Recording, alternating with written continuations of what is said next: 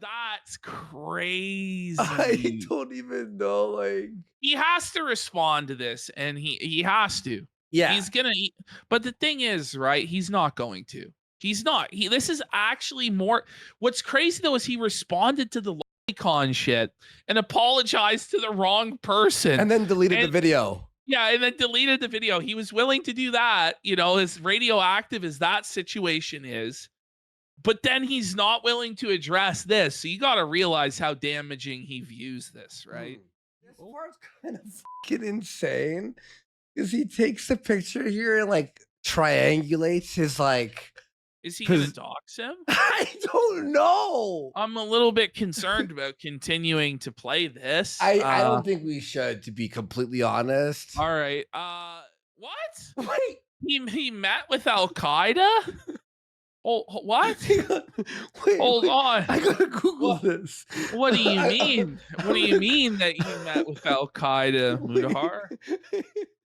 Mutahar. Like, honestly, guys, Mutahar is rumblings of this. Oh no! And we were sort of like, "Is it a big? Is this crazy? Is it a big deal?" And I was like, "Hey, man, there's a video. It had like 5,000 views." I'm like, someone sent to me about Muta. I'm like, it's probably a nothing burger. And then I watched it and went, "Huh, Ash, you may want to watch this." And within like a day, it had 100,000 views. And then suddenly everybody was watching it. And then suddenly everybody was talking about it and regurgitating it. And it's over for Mutahar. For as much of a scam artist that he appears to be, faking his credentials, I have to give him credit in that he did come on this show. He did. And I believe the video that he is in on our clip channel is still the highest viewed video on our clip channel to date. I respect that. And I do respect him coming on because it's not easy to come on this show. There's a lot of, as you know, with the Joey Swoll situation, we've been canceled a lot of times. And there are people that will go after you for coming on our show. And so we appreciate that he had the balls to come on our show. Yes. But since he came on that show, Mutahar has been taking a lot of L's. And it's finally culminated in this situation where he's now been exposed for faking his credentials and being nothing but a lying scammer that's let down the whole Indian nation. Look at him. This is what happened. He put on the Sonichu medallion, folks. He thought that he was immune to the effects of it. He thought, that's only for people like Ricada or Ralph or Dick Masterson that get f***ed up by the Sonichu medallion. I can put it on. I'll be okay. Ash, you know what I said in my mind when I saw this picture? I said, okay, if something happens to Muta after this, I'll believe it's real. And it's real. And then all those rumblings have been coming out for a while. Oh, no. I haven't been keeping track of a lot of it.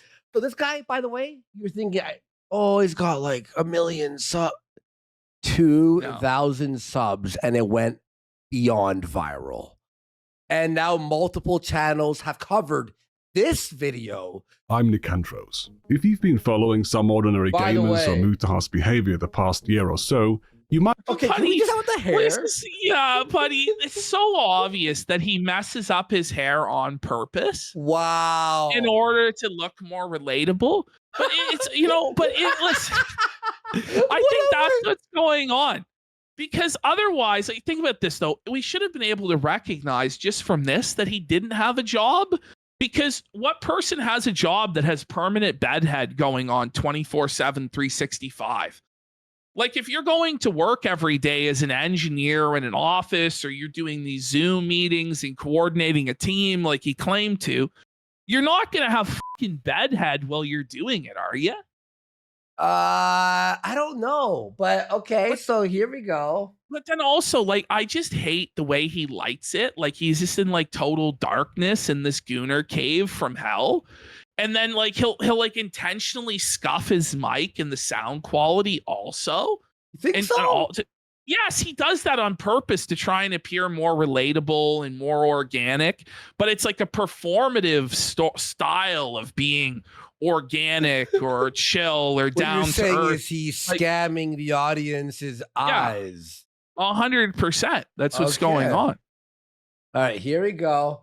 By the way, he keeps the Switch too, which, by the way, everyone lost their minds about. He made a full 12-minute video apologizing. We gotta about watch buying the it. Switch to Let's get some apology subs. This will be a video. long segment. We'll see. Let's go. You might have noticed that something is up. He quits Twitter suddenly, causing people to panic, and then It causes Phil DSP's panicking. So just to clear the air, everyone just noticed that Mutahar's Twitter is gone. This one day after canceling on our collab, I have absolutely no idea what's going on. I DM'd him earlier today to wish him well and got no response. I'm as clueless as everyone else here. Well, Phil, you're always clueless, my friend. rejoins Twitter quietly months later. He says he won't buy a Nintendo Switch 2, and then instantly buys one when it comes out. There was even that time he disavowed his longtime Buddy, friend. what is Nakstaku. up with all of these grifters and the bags under their eyes? Lack of sleep, too much G fuel. Is it just like the guilt of just being such a shameless con artist scammer gets to them, and they just toss and turn at night? Like it. Well, I'll be fair. I'll be good. Like he has Alcoholism. beyond insomnia. He has like, kid, did you know this? He slept in Minecraft VR for 1 month straight. So he would turn on Minecraft, What? okay, VR, and like the sounds of the in the wind, and he would lay on his bed and sleep in VR for 1 month.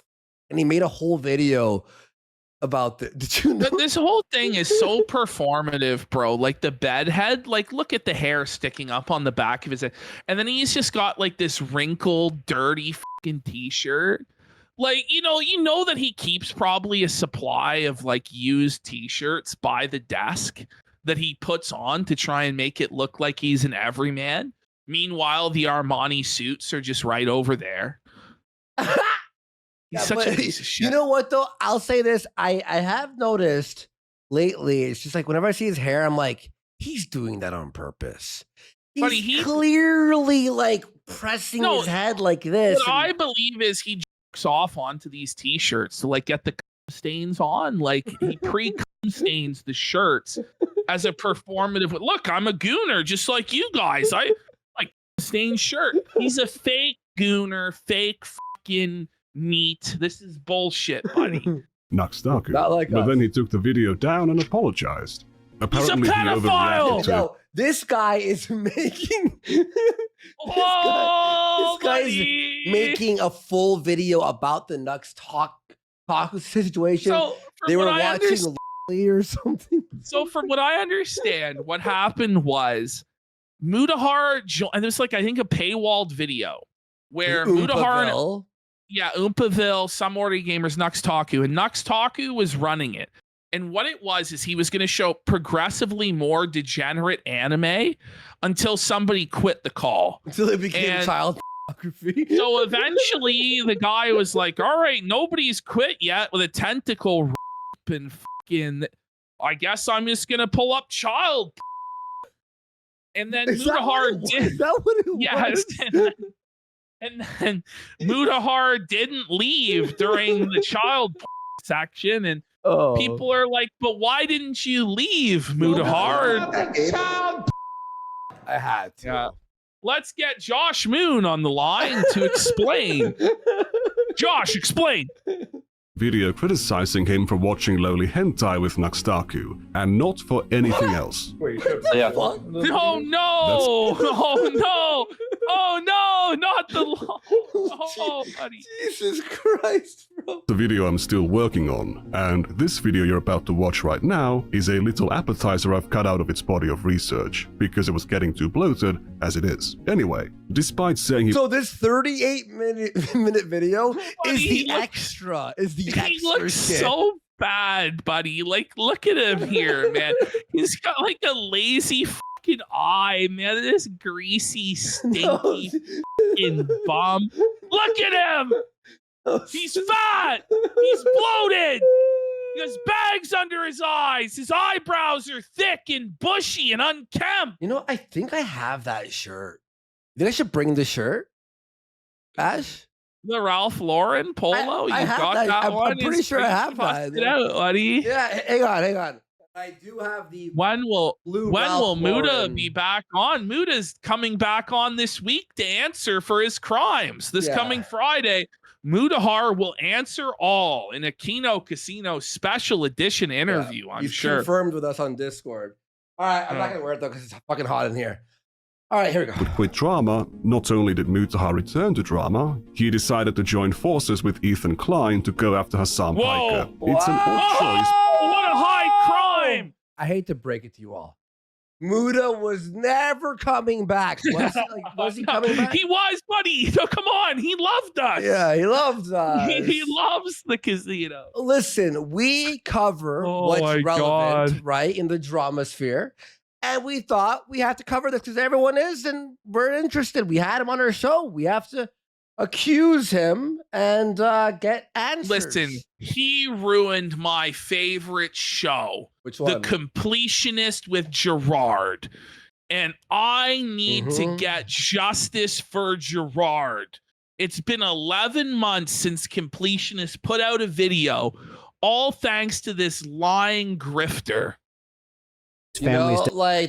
the completionist. Let's see for you. I was just there 11 before the months. show, and all the comments are just dunking on him, saying his career has been completed. They don't miss him. This channel's a graveyard.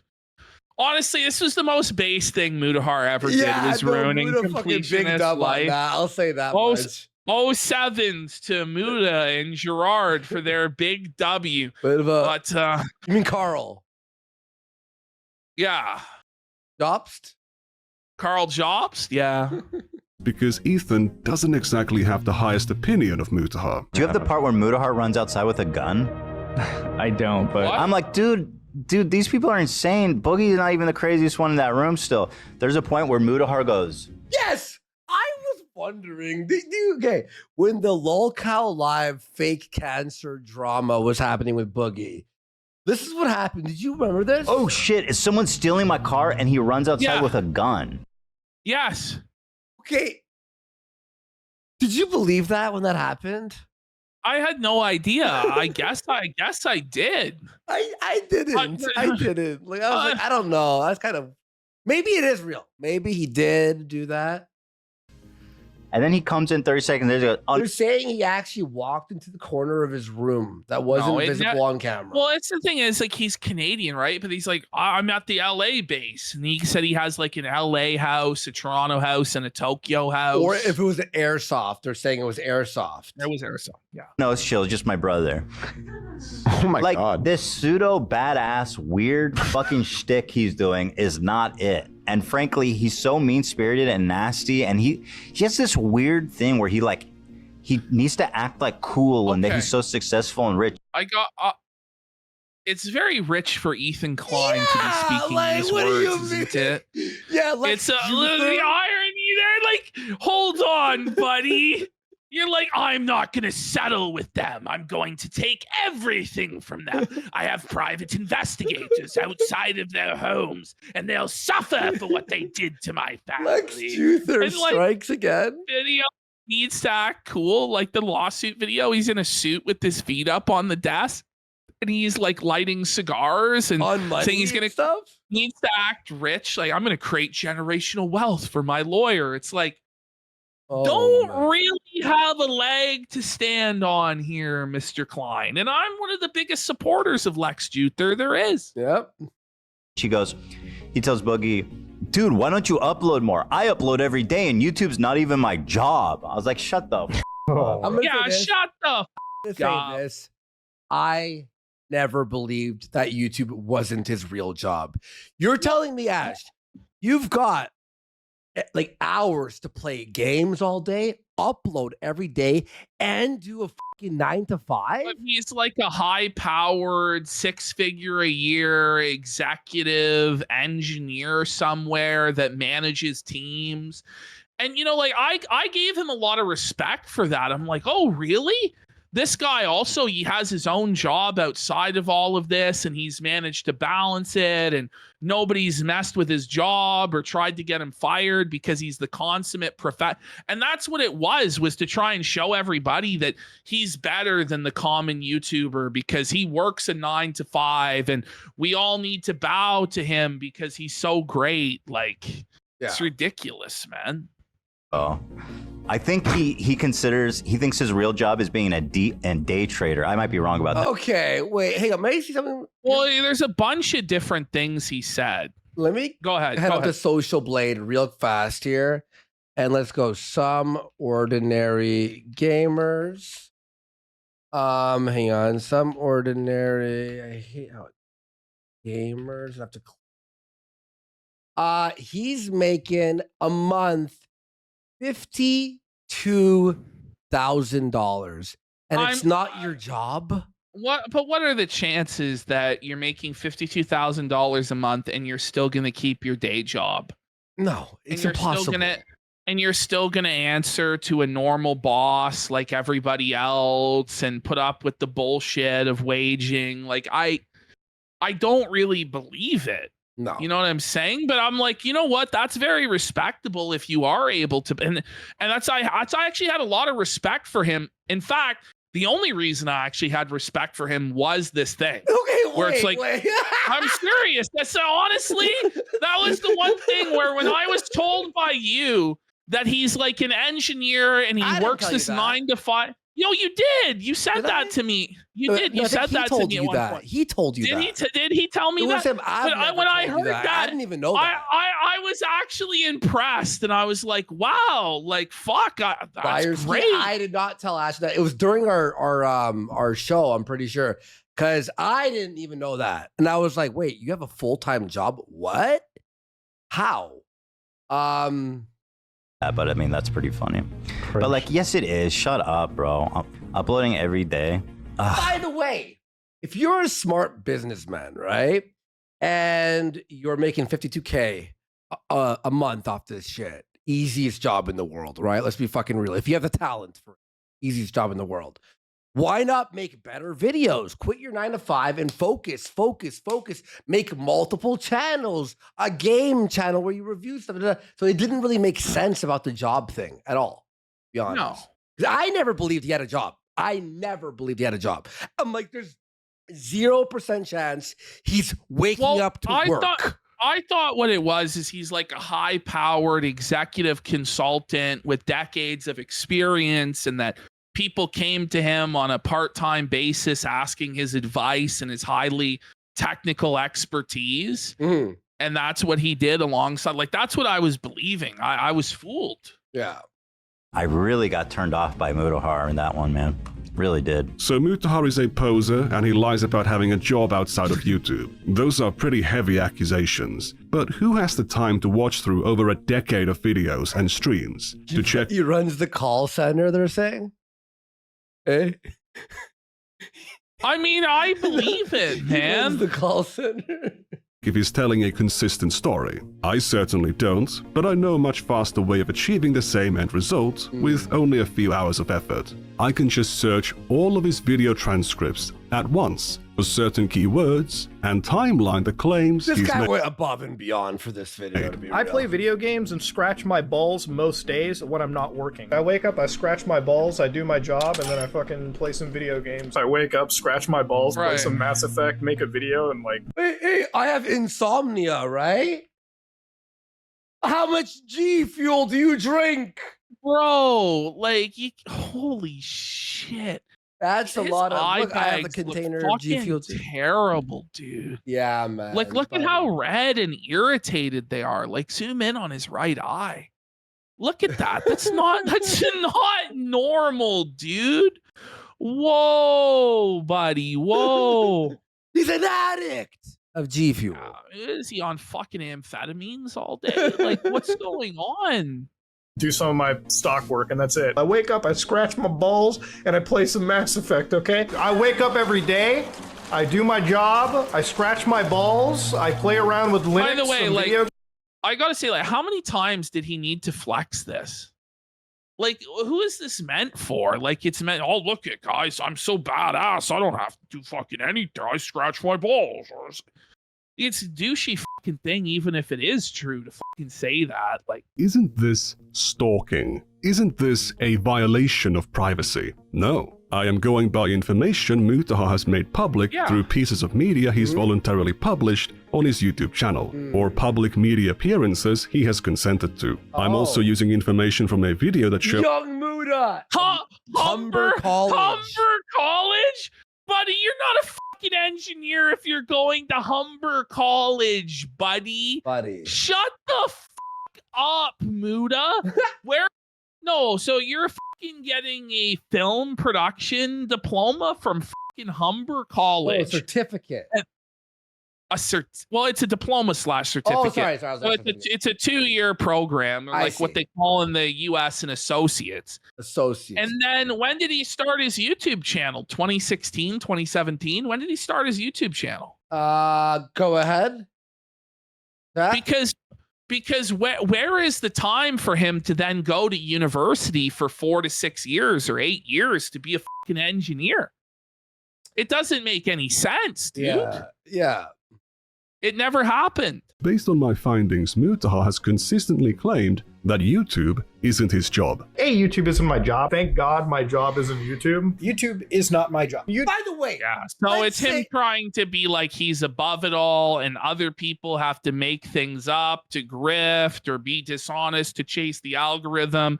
But he actually is financially secure outside of YouTube. So you can trust his opinions to be honest. It's not my job. Because it's not his job. That's what this grift is. Yeah. But Ash, let's say you're making $600K a year off YouTube. Wouldn't you go, YouTube is not my only job? What do you mean it's not your job? You make money off of it. That's a job. I don't know. YouTube is It's actually a hobby. It's actually a hobby, kind of. not my job. YouTube is not my job. YouTube is not my job. YouTube is not my job. I use YouTube as a hobby. This is not a job for me, okay? He works a regular 9 to 5. What hobby pays like $750,000 a year? Gee, I'd like to have hobbies like that. Yeah, right? All right. Like, I work a regular job every day. I go to my office, I work, I come home, I cut together the video that I recorded the night, or 2 nights or whatever before, and I post that on the internet. It is a therapeutic, fun thing for me. So what is that job? You know what's weird, though? Because we know it's a lie now, and we'll see here in a second. But it's kind of creepy the way he's saying it. It's so, like, adamant. It's so, like, stone-faced lie. Years. If you ask Mutahar's fans, they think he's a cybersecurity expert, an IT professional, a video editor. Ethan said, day trader. There seems to be an awful lot of uncertainty about this definitely real job that Mutahar has. Mutahar's also insisted throughout his career that he is an engineer. I'm an engineer. I'm a fucking engineer. I'm a goddamn engineer. I'm an engineer. I'm a fucking engineer. I'm an engineer. I'm only an engineer. I'm an engineer. So I'm an engineer. I'm just an engineer. This is wild. When you see what happens after, this makes this part crazy. A lot of time. Yeah. I'm a goddamn engineer. I'm a fucking engineer. I'm an engineer. I'm an engineer. As an engineer, being an engineer, I don't have to tell you as an engineer. I'm just a dumb engineer as an engineer. My engineer asked, but as an engineer, so I'm just a fucking dumb fucking engineer. Like I can tell her, like I'm an engineer. I'm an engineer. As an engineer, I'm an engineer. As somebody that is an engineer, as an engineer. I'm saying I'm the number one engineer as an engineer. As an engineer. All right, as an engineer, I'm just an engineer. Speaking as somebody that is an engineer, I'm an engineer. I'm an engineer. But there's multiple types of engineers, so what kind of engineer is he? I'm a fucking computer engineer. I'm a computer engineer. Dude, I'm a fucking computer engineer. I'm a YouTuber. Why are you asking me? And I'm just like a computer engineer by default. Okay, can I ask you about this clip? Is this what you were talking about, the audio of this? I'm a YouTuber. Why are you asking me? And I'm just like a computer engineer. What the hell is he? No, he does stuff like that to intentionally fuck up the mic. But it's, you see this. I saw this in a Lindsay Ellis video presentation, is how I first learned of this sort of thing. Where it's about yes, Lindsay Ellis made a video essay about this woman that bakes cookies and how they fake her like having banter with the crew, and they fake like technical issues to make it seem like it's organic. but it's clearly all pre-planned to give you the sense that this is an organic amateur YouTuber, when in fact it's a polished corporate production. Wow. Okay. I'm a fucking computer engineer. Whoa! You hear that? Look.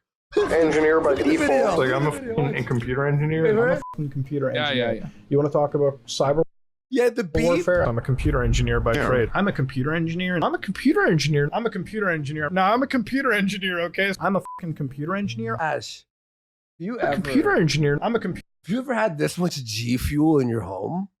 I don't know. I guess he's sponsored by them. I think I've never used G Fuel, so I like G Fuel. It's pretty good. Computer engineer. No, I'm a computer engineer, okay? I'm a fucking computer engineer. I'm a computer engineer. In the United States, people throw around the word engineer like candy, but in Canada, it's a bit more protected. Especially in Ontario, where Mutahar lives. Now, I do want to give the disclaimer that I'm not a lawyer or a Canadian. Okay, I'm this just a is guy kinda who looks nuts. stuff up online, and based on what I've read, it's actually illegal to call yourself an engineer. Okay, so oh no, buddy. listen. It is true. You can't use these titles in Canada unless you actually have the qualification for it. It's Listen. fraud.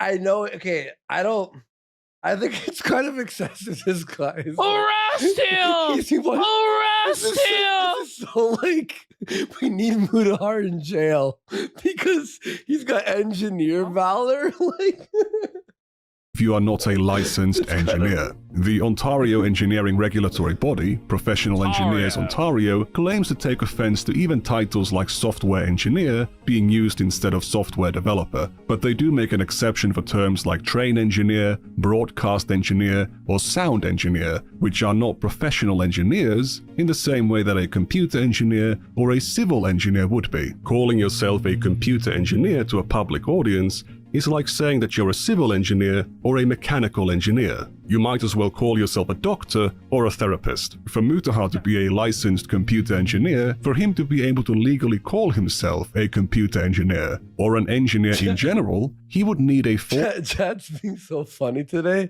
You can't read half of them. Unfortunately, we can't actually read the chat saying, but rest assured what they're saying is based and it's felting Muta a lot.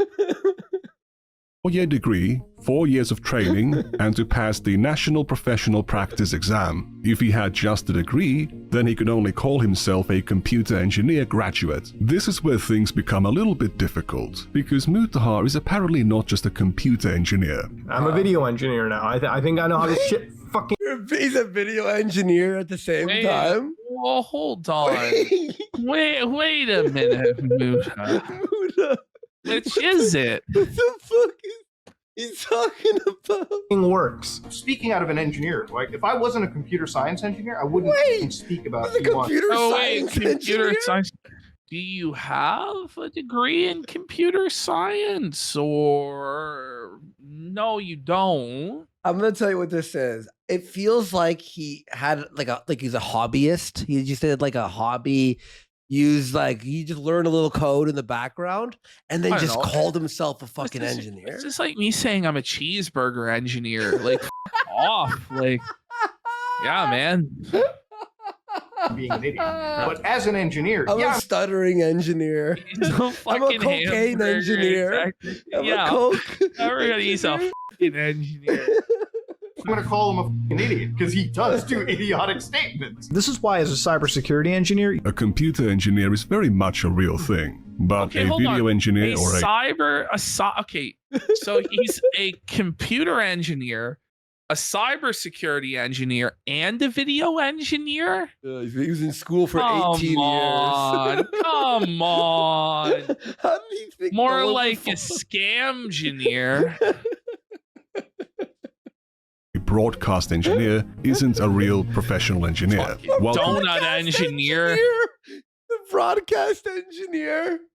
computer science graduates often work in software development, sometimes called software engineering, computer science isn't an engineering discipline. So computer science engineer doesn't really make sense. Cybersecurity engineer.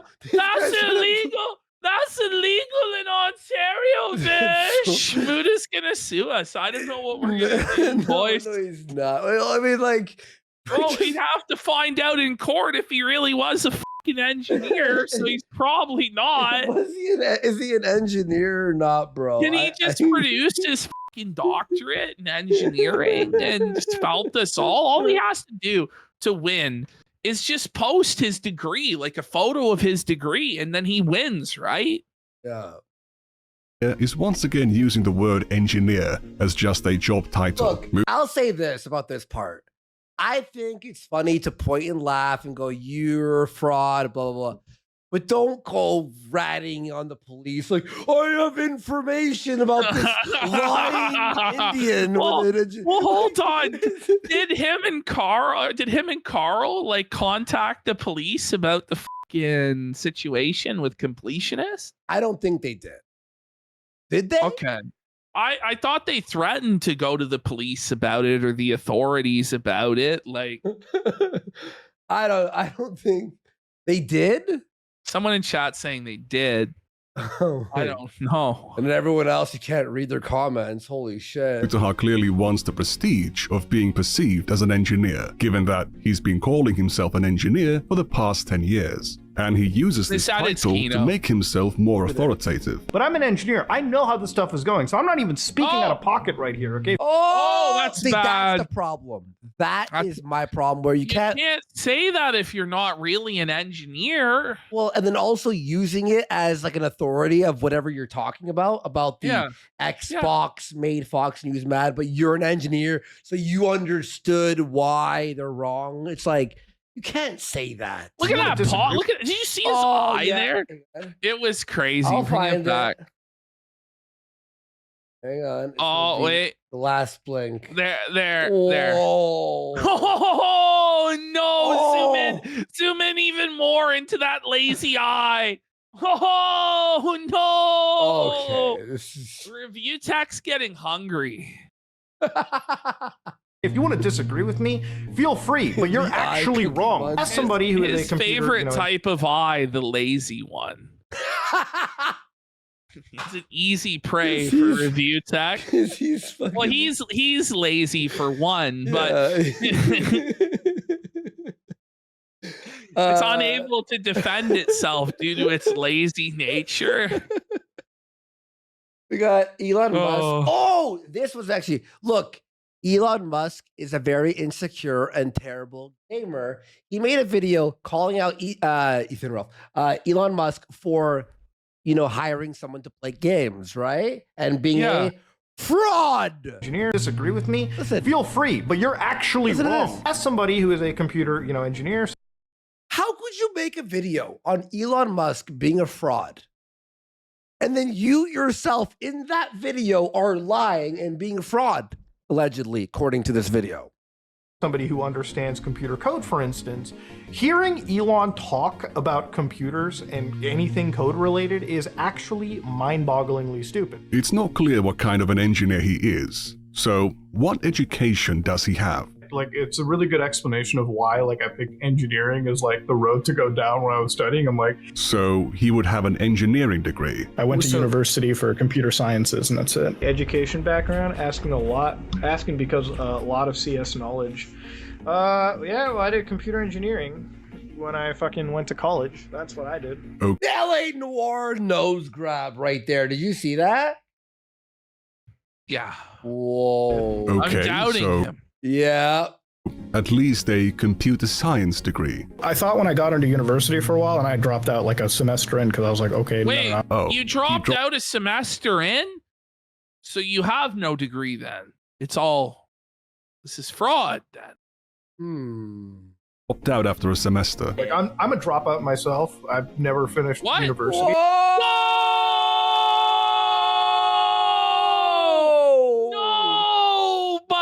Oh no! That's not good. Oh no! No! Prison! Buddy, what's the truth? He's telling so many contradictory stories, man. It's not like he's the worst liar ever. What's going on? But I'm not going to dog on school. You know what I mean? If you're going to learn to be valuable. If you're going to be an engineer, if you're going to be a doctor, or a lawyer, if you're going to Oh, the clip went worse for him than I could have possibly ever imagined. No, because he's like, if you're going to go to school to be an engineer, so he's admitting he didn't go to school to be an engineer. He's like, it's not worth your time. I dropped out. I wasn't going to be an engineer or a lawyer or anything like that. Oof, he's a dropout engineer. To be in the STEM field, you need to go to university, okay? You need to go to university to be an engineer, but Mutahar is a dropout. He has no degree. Were you a computer science major? Yeah, that's what I went to for college. The E in STEM is engineering, brother. Oh! So, you know, you didn't go for STEM, so you didn't go to be an engineer, so you're not an engineer. But then you say that you are an engineer. That's brutal. Wow. A little bit, dropped out of it, you know? I feel like there's a weird misconception. People think I'm like some fucking crazy degree holder. It's like, no. No, I would have been way more in fucking university debt if I went down that fucking route. I sure wonder why people might have that impression. Is it bad? He should have went to school for lying. Can you learn how to do it better? You had to take a shot every time the word engineer was said in this. You'd be fucking dead. You couldn't. You'd actually be dead. There's no hope. You would. Maybe they shot a beer. A sip of beer. You sip a beer. You'd probably be done the whole 2-4 by the end of the video. If you don't get a STEM degree, look, I'm gonna sound biased as but STEM degrees all the way. I'm gonna sound biased because, you know, as an engineer, like, you want to get the degree that's gonna. By the way, all these dates are like before, after, like 2023, 2017, 2025. Like, it's not like, it's just like a pathological lie. This is like Dark Side Phil levels of lies. That's what I was saying earlier, where it's like it's the stone-faced, like the stone cold face he has is actually like, are you lying on purpose, or did you like hurt your brain and you thought you were an engineer? You know? Get you a job. Like a medical problem. A good job. Not saying other degrees can't, but like I think he did get a degree in STEM, but the S is for scamming. Yeah. Woo! Let's Home go. run. Home run, everybody. You gotta be smart. Sometimes he says he didn't always want to be so an we engineer. need to bring in Steve to interrogate Mutahar and press him on all of this. Steve's gonna present the evidence to you, Mutahar. How will you answer? Okay, and E is E. coli. It's his diarrhea vibe about 100 times. So there you go. Yes. Diarrhea vibe. Love you, buddy. The S is for stinky. Get it? My biggest thing was I didn't really want to be an engineer anyways. Growing up, I didn't really want to do anything. I actually wanted to do law. I didn't go through law. Honestly, I didn't even want to be an engineer when I grew up. Like, I wanted the S is for 7-Eleven.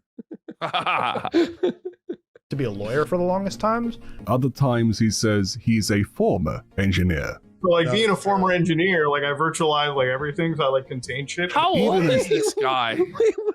Like, it's just like he's lived so many lives, apparently. I think he's 20. He's not even 30 years old, but he's a former engineer. He's 30 years old. He just turned 30. He's okay. This doesn't make any sense. He just turned 30 years. I'm pretty sure.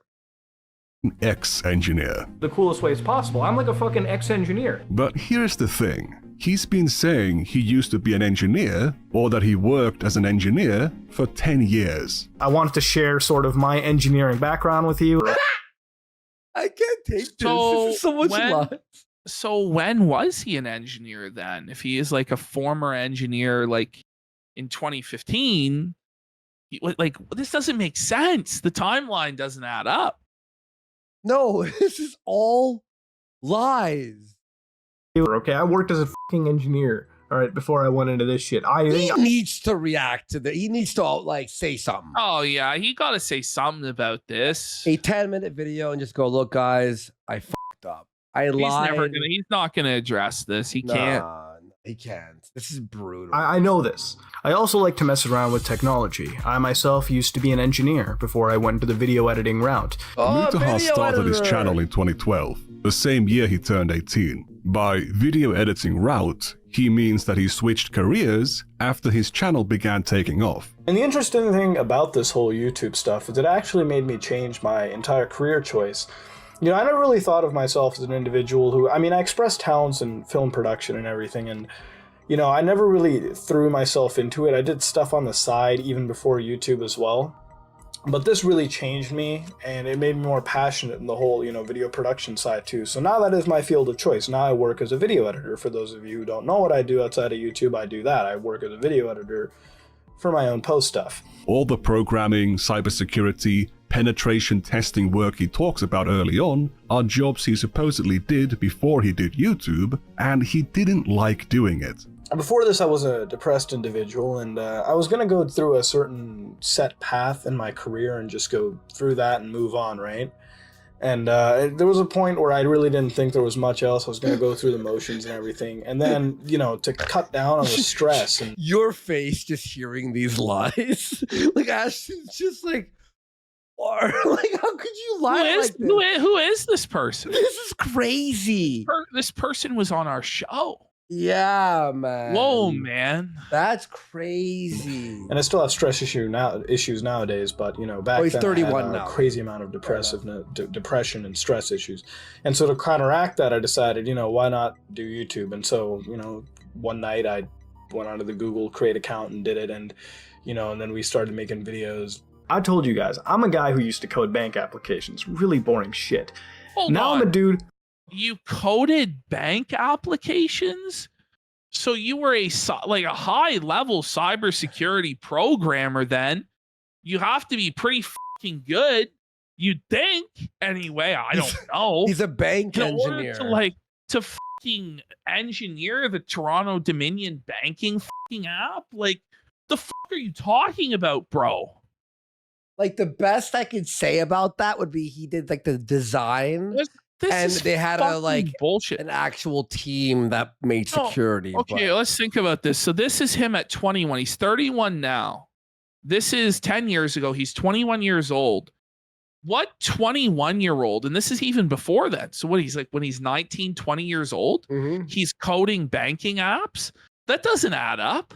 That's bullshit. There's no fucking way that's true, dude. Yeah, that's crazy. Who cut stuff together? All right, who edits stuff? You know, who does stuff for film, TV, all that stuff. And I can't. Film and TV? Come on. Did he edit a Tim Hortons commercial or some shit? At 21, he did all of this. Dude, this guy, we're supposed to believe he's one of the most gifted people. But let's say, like, gifted people, like, don't go to fucking Humber, bro. No. I don't know what to tell you. Like, this is a college that anyone can get into, man. Ash, this is the equivalent if I told people I was a filmmaker because I made Dark Fist. I technically legally am. No, it's more true than what he's saying. Fair, actually. Dark Fist is actually a pretty impressive independent production. Like, thanks. I appreciate fucking on no money in 2012. Like, off. All right, fair enough. Thank you. I appreciate that. Baby Mutahar liked to edit videos, and after starting YouTube, he switched careers from computer engineering to film and television, and this is where his actual education comes in. I worked in film and TV before I still don't have a fancy fucking degree, okay? And there you go, I filmed it, all right? I used my film degree to something. He calls it a film degree, but it's actually a 2-year broadcasting/videography diploma he got from Humber College between 2013 and 2015. If he went back to studying to get an actual engineering degree, he never mentioned anything about it. Not a single slip. Hey, he was in the Mundane Matt movie. Yeah. Mutahar was never a real engineer, but he's been calling himself one for a decade because of tech jobs he supposedly had before 2013 or 2012. Oh, well, how? But how, though? Like, how did he have those? He must be a lot older than 31, or it doesn't make any sense. No, it's impossible.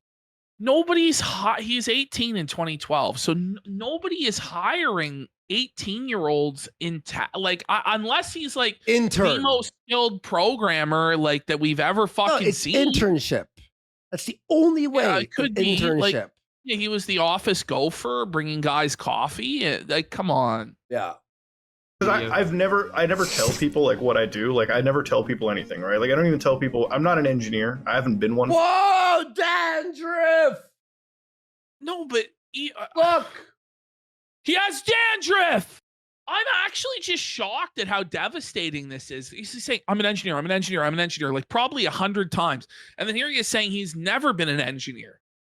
wait, did he just? Like, I was yes. distracted by his dandruff. Let me see. Before 2013 or 2012. Because I never tell people like what I do. Like I never tell people anything, right? Like I don't even tell people I'm not an engineer. I haven't been one for like years, like for eons at this point, right? Like in internet time. What he calls him being an engineer is something he did for only a little bit. I can imagine, like, for families, like, I mean, just an Indian family alone, it's like, son, you've got 3 choices for what you're doing, all right? You got 3 character classes, doctor, engineer, or maybe a lawyer, all right? Like, For 7-Eleven worker, Uber driver. Imagine if you worked as a mechanic in high school, and 10 years after quitting that job, you're still introducing yourself. No, it's more like he took a shop class in high school and then said he is a fucking mechanic. Wait. Like, I think he's using this as a.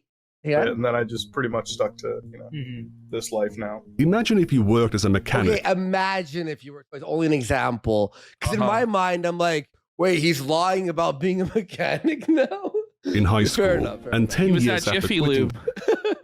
yourself as a mechanical engineer. From 2015 to 2020, he claimed to primarily work as a video editor. That's because I'm a fucking editor in real life anyways, so ever since I became a video editor, and that was my job in life, I work as a video editor. You know, that's my job. By trade, what I do for a living is video editing. I wasn't always a fucking video. Probably edited 2 videos for someone and made $400 and calls himself a video editor. That's what happened there. Let's be real. Editors. Am I a fucking passionate video editor? Do I like my job? Yes, I do. My job is video editing. I'm a video editor by trade. Okay. No, I'm video editor. I want to know, like, what commercial contracts did he have for video editing? Like, was he doing the commercials for Boston Pizza or Tim Hortons or CIBC or what? Like, what are you talking about? You're a video, like, that's how you pay your bills? Like, who are you working for? Like, who is contracting you for this shit? Is it other YouTubers? Can we name some of these YouTubers that you worked for in video editing? Like, what are you talking about? That's how I pay for the strip club and the home. And initially called himself a video engineer. I'm a video engineer now. I think I know how this shit works. It's not a real engineering job, but he was still calling himself an engineer. In 2019, he conflated being a video engineer with being a computer engineer. I'm a computer engineer, so I really a video engineer, whatever you want to call it. I'm one of those people, so... Again, totally different qualifications. One is an actual professional engineer, the other is a job title. In 2020, Mutahar claimed to be an exceptionally successful day trader. Now, for those of you who don't know, one of my side hobbies... I'm sure everyone is. My Wait, God. hold on. Was this 2020 he said? Yes, it is. That's when everyone bought some Dogecoin. Yes. On the big bull run. Yeah, on the ginormous bull run, everybody was a successful day trader, buddy. I was Wall Street Warski for a week and lost like $200. And I quit. I wore a suit on the show for like a week. Yeah. My old show. Basic, general second profession of mine is day trading, swing trading, whatever you want to call it. I like to sit in the mornings, sip my coffee, go on the NASDAQ, see what I can look pre-market, buy, sell, and be done by what, oh my God, 11 he knows or something? The buzzwords. Like, this is fucking insane. Buddy, this guy so smug. Like, yes, I know better. I know the word NASDAQ. Oh, yes. Oh, this is fucking cringe, dude. This is. And call it a day. Ladies and gentlemen, it's something that I've been doing for almost a year, give a couple months, and it's definitely... Buddy, if you were doing it for a year during the bull run, you're not a real trader, buddy. Anybody could have had success during that. If you've had 10, 15, 20 years of consistent success trading, okay, call yourself a trader. But to pretend during Babby's first crypto bull run, where every normie got involved and started fucking pumping it, that you're this masterful day trader, shut the fuck up, man. Yeah. There's so many guys who got involved at that time who've just been completely wiped out, like totally wiped out on their positions. Did that? Yes. Remember merch? Oh shit! A very it's a fun part of my lifestyle. I'm a very mathy guy. I do a lot of calculations in my head. I lose money, but I generally He does the calculations in his head, and he's smarter than the big boys on Wall Street with their massive algorithms that they have and AI predictive models and stuff like that. Yeah, he's outsmarting the market. He's outsmarting the guys on Wall Street. Shut the up. You have no idea. Dude, I'm looking at the candles, bro, and I see the patterns, bro, in the candles, bro. Yeah, Dalton did that. Remember Dalton? Oh my God. It's Dalton was embarrassing, dude. really have an 80-85% success rate. And he has an 85% success rate? Well, he pulled that right out of his fucking ass. Show us then. Show us all your positions and your portfolio then. Go ahead. Do you guys believe him? He's a Forex engineer. Nature of this stuff. In 2021, he claimed his job was trading and investing. My job right now, I just sit around and trade and invest. That's what my job is. But he was still an engineer or a computer engineer. Apparently his dad calls him an engineer who knows computers. I'm sitting in the room, it's like, when it comes to computers, do you talk about it with my son? Do you act like an intelligent person? Because my son's a fucking engineer, okay? Wait. If I'm wrong about computers, this is so I'm gonna believe what my son... I'm gonna be real. This is similar to me to when Tonka claimed he owned a Mercedes dealership and a Benz and a Benz. He had a Mercedes and a Benz. This is who do you think you're fooling with this shit? You're only fooling the very most ignorant people possible. This is bad, man. Yeah. Now, will this ruin everything? No, he'll still make money on YouTube and stuff. But it talks about he wins 85% of his trades. Not even Warren Buffett wins 85% of his trades. Yeah. He would have to be an insider trader with insider info. Like a Nancy Pelosi level of insider knowledge to be making returns at that level. It's when you just think about it's crazy, the sheer level of ignorance that he's relying on, because I don't even know that much. I have a very layman's understanding of this shit. I'm not going to pretend to you guys like Mutahar does that I'm some sort of fucking genius. If you have even that layman's understanding, you know how fucking ridiculous what he's saying is. Oh, Nicandros is here. What's up? This is the guy who made the video. Nicandros. This video's crazy, dude. What the fuck? Hey, Ash, the video guy is here. I think that's him. Pretty sure that's him, right? Oh, man. What's up, buddy? How you doing? That's because he's the fucking engineer, not a doctor. Fucking insane, dude. But he also just sits at home and invests money. By the way, if you guys want a nice laugh on his channel, insane, dude. On the Cantos TV channel, the comments on this video are fucking fire. Oh yeah, they're honestly, guys. Oh yeah, go check him out and hit like and stuff. And I'm waiting for. I'm subscribed now, so I'm waiting for his next thing. And congrats on the success and this expose. It's really well done, buddy. He also just sits at home and invests money. Oh, here, I'll link the thing on the chat there for you guys. I invest. That's my job now. I just sort of sit home and invest money. Now, if I was ashamed of only being a YouTuber, that is the job I'd be claiming to have. When asked by guests on his podcast about his computer work, he claimed it's only a hobby now. I don't know how much you want to delve into this, but welcome. Do you do computer stuff on the side, or that's your main thing? I literally just invest money. I buy property and I invest, and that's all I do now. You're at that point now. You're that big of a baller, Buddha. No, come on. No, I can't even watch. This is so great. Say it's baller. It's just you drink G Fuel, you make YouTube videos. It's fine. You don't have to be the tech god for everything, bro. I mean, I could believe that he has investments, but the way that he's talking about it is just not the way it is. It's crazy. I'm a day trader, bro. Trading these positions. He's grinding out profits, bro. Sigma grind set. Here, guys, I'm gonna pin there. Go hit the video. I'll hit like and stuff on the Candros' video there, and go check it out. I mean, like he could say something to the effect of like he invests in dividend heavy stocks because he has so much capital that he's able to live off of the dividends. Like he could say something like that. But like this, like he's this amazing 85 success rate day trader. Like I don't know, man. Oh, Nicandros, that is the real him. By the way, he just DM'd me on Twitter. Yeah. Do you do programming? I don't know why that took me 3 different ways to ask that. I do it it's more of a hobbyist thing now for me personally. I'm trying to like work around with consoles at this point, like reverse engineer shit that I have. Oh, gotcha. Okay. So that's what I'm into now. It's just like it all has become like a hobbyist thing for me at this point. Like just like for me, I look at it, it's like woodworking and shit. Like those woodworking channels. I'm like, this is just like me sitting down for 2 hours, like killing time and like working on a long form project, but not something that I would ever care to ever be bothering doing again, even as a career path. It's just too stressful. It's like, which one was he saying? What was he saying there?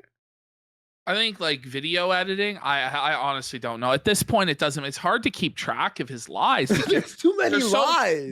They're so numerous. They're so contradictory, and they're presented in such a rapid fire fashion as to. It really is like, how can he have credibility on anything that he says? And I know a lot of people are like, oh, this is a nothing burger, you know, it's not the same as completionist, whatever. But this amount of lying and contradictions without any sort of actual reasonable explanation for it is just as bad. And it's like, this guy has no credibility on anything because he's a fraud. He's a liar. Yeah. And yeah.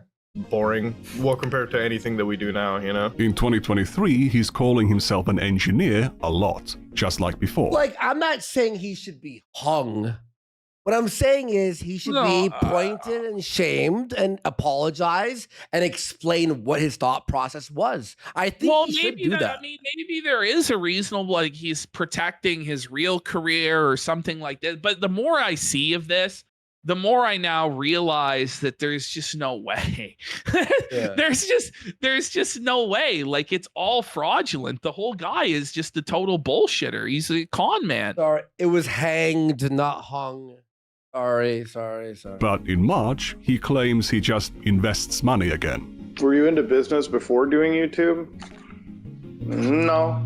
After, like, you know, I worked and then... Wait, what? It's pretty much like my job. Like I worked and then now I have enough money to, like, you know, buy property and like invest, and that's pretty much what he's now a landlord. No, okay. but before, is he saying before YouTube he worked and then got the money to buy property and invest?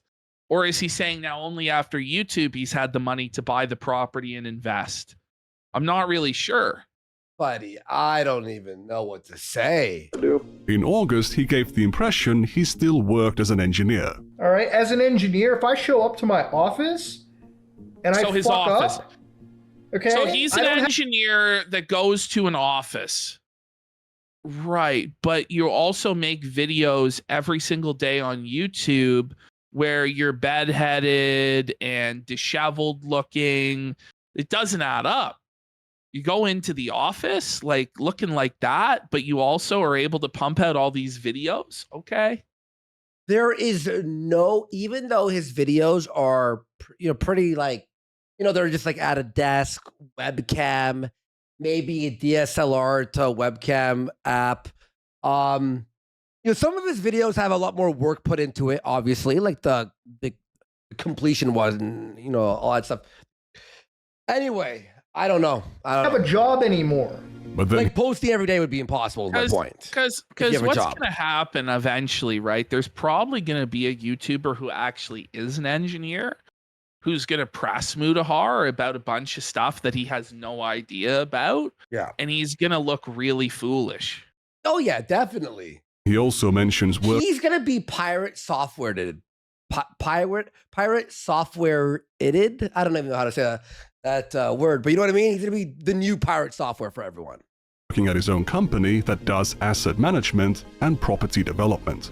At our company, like not YouTube, but outside YouTube, like when it comes to our software property and everything, like our company, asset management, so property development. He has an asset management property development company he's also running.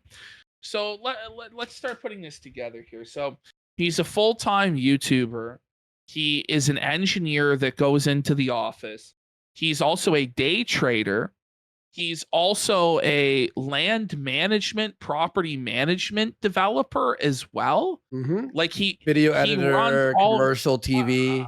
I mean, how many hours do you have in the day, boss? Like, I don't believe this, man. Like, I mean, maybe he has staff to run everything for him, but the idea that he's actively involved day to day in all of those things is it really strains credulity to believe that.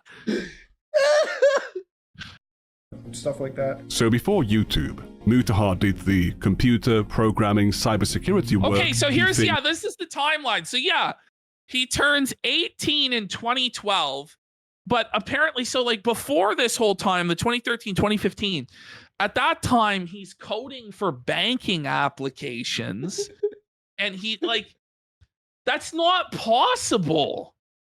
It's just not. You don't think Easy Web was made? Easy Web was made using Mutahar's code. The TD app. Man. You don't think the TD app was made by Muta?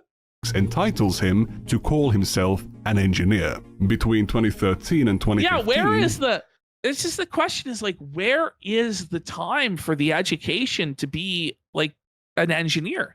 Like it doesn't exist. And he's admitted that he dropped out anyway. But you know what? I think he's even lying about dropping out, because where is the proof that he even attended a university? It looks like he completed Humber College. Yeah. So did he even drop out at any time? Like even that's a lie. I don't know how many lies like can you juggle? He's studying his videography diploma. From 2015 to 2020, he's a video editor, and from 2021 onwards, he's a day trader, investor, and eventually the CEO of his own company that does asset management and property development. He does asset management. He does asset management. Do you believe that he's doing? He's also called. I mean, listen, he makes enough money from YouTube that could be the case, but based on everything that he's said here, all the contradictions and lies, it's hard to believe he does anything at all other than YouTube. He's actually an asset manager. The way he that sits on his ass. Yeah, I mean, but the way that he's lying is really, really dumb, which indicates to me he doesn't have the intelligence to run any of these businesses. And in fact, he's just another stupid retard like the rest of us YouTubers that got very, very lucky. Oh, someone said Epstein was also an asset manager. Just kidding. That's crazy. Calling himself an engineer the whole time. We already know he's not an actual engineer. But is he actually a business owner? Because there's some weird inconsistencies in the things he says about it as well. He's a business owner like DSP is the business owner. Like, is this crazy to say that this is crazier than Pirate Software? Oh, I would say, yeah. Pirate Software at least made a game that's in early development, so you could technically say he's a game developer. He did work for Blizzard, though it was nepotism. Like, I mean, chat, what do you think? Here's what we gotta realize. There's a lot more to Pirate Software, right? But what we're not realizing is there's probably a lot more to Mutahar than meets the eye that we've just barely scratched the surface on, right? Yeah. It was only once everybody started looking into Pirate Software that everything came out about him. This is just one guy that's looked into Mutahar and is like, look, there's a lot here that's messed up. And, you know, when Mutahar starts damage controlling it and lying even further, and then people look into those lies, you're going to see even more come out against the guy. So maybe it's not as crazy as that right now, but this is still pretty wild stuff. Oh, man. And I don't know, like, this is going to sound like kind of cold, but I don't make jokes at the office. I don't make any fucking jokes at an office. I am not this Have kind you of ever Mutahar, worked in an okay? office? Like this is so cringe, bro. I'm at the office, bro. I'm serious, bro. It's a professional atmosphere, bro. I don't tolerate joking in the office, bro. This is like the worst sort of fucking person to work with, which he doesn't. It's bullshit. Well, it's a lie. Well, I mean, I guess you could argue, oh, in the workplace, you could be like sued by a chick if there's like a sex joke or something. But even with that being said, listen to this next part. Explain what kind of person I am. Like at the office, I'm just What? like, how's work? What are we doing? What's the plan for today? Like literally, it's as matter of frank as I can be. But I don't partake in jokes. I don't do any of that Matter fucking of shit. You mean matter If I of see fact, fucked up Phil? jokes, Holy shit. you know, which I haven't seen. I stop that shit right there. I always have to you always have to be professional at your office. And sometimes you come across as like a deadpan motherfucker, but it's better to be deadpan than, you know, turn your office into like what I mean is like I never would have my office turn into like frat house workplace. Like it would never be a frat house. He would I don't know, because I believe that any sort of office job that Mutahar ever actually worked is the sort of office job where it is like a frat house culture. Like I believe if he ever did work in an office, it was like a call center, probably similar to the call center that I fucking worked in. Why would you say that? That's just my vibe on it, because it's like what office job has he ever had time to work? Like maybe while he was in college he worked at a call center part-time, but it's like the way he's talking, like people in offices don't talk. So what is the plan for today? Like that's not how people talk at the office. Like it's not like, it's just he has a lack of actual like real world experience and knowledge, and he's just talking out of his fucking ass. Buddy, every job I've ever had, everyone's wild what we say, like when customers are not around. You know what I mean? Like you say the craziest shit, you'd be fired if any customer heard you. Like, but listen to this, Ashton. never allow his office to turn into a frat house. Okay. But 8 months later, To be fair, like there is a betting pool in amongst like my office friends because we do talk about yeah. like which gig streamer's dying first. Yeah, and So it's a direct contradiction of his previous story. So he does like joke around at the office and does have fun and does fraternize at the office. This guy can't keep anything straight.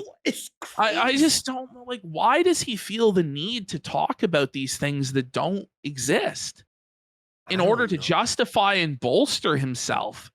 Just admit that you're like, as just like the title of his channel is Ordinary Gamer. Like, who asked you to pretend to be an engineer that's managing an engineering team in an office? Like, no one asked for this. No one needed this. No. You needed this to boost your own ego. And now this whole house of cards of lies is it's so transparently obvious to anyone watching this that you're a liar and a stone cold liar. And this is obvious at this point. This isn't to protect what he really does or anything like that. This is just entirely like to boost his ego, maybe to make his parents feel a certain way. This is crazy, man.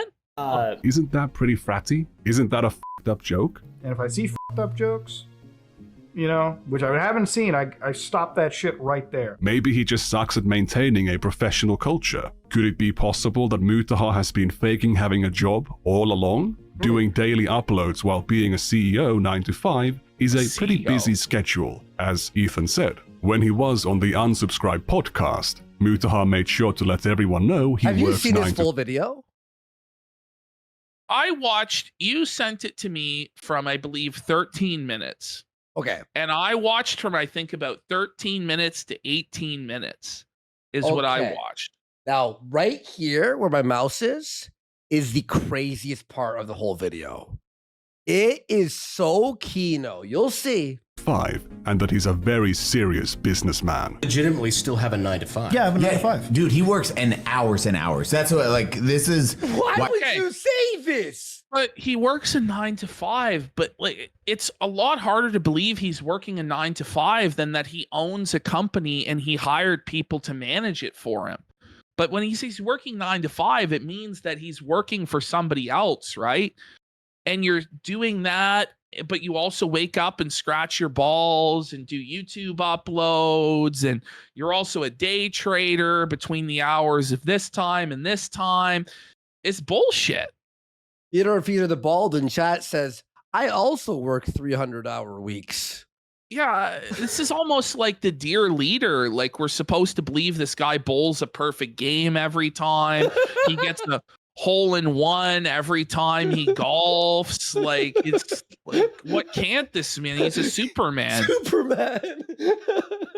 I respect it. How many subs do you have on YouTube? I think like 3.4 or 5 million or something. I love how, first of all, like, I think that's an exaggeration by a couple 100,000, but as if he's trying to pretend there, like, it doesn't matter to him. Like, oh, I don't know the number. Barely know. You know, he knows the exact number, and you know, like, absolutely, he knows the exact number.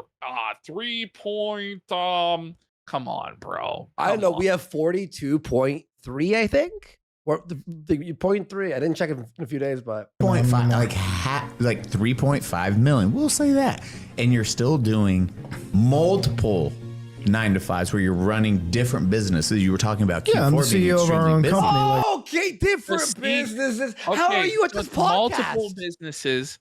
He's the CEO. Okay, so that's a very different definition of 9 to 5 than because 9 to 5, I believe you're working for somebody else. Yeah. You know, he's saying, okay, so he's saying he's the CEO of this company. Okay. What company? Like, okay, let's hit play. I'm the CEO of like our own group. We do a lot of like property and like asset investment around where we live. We're getting into construction and everything too. So it's like construction.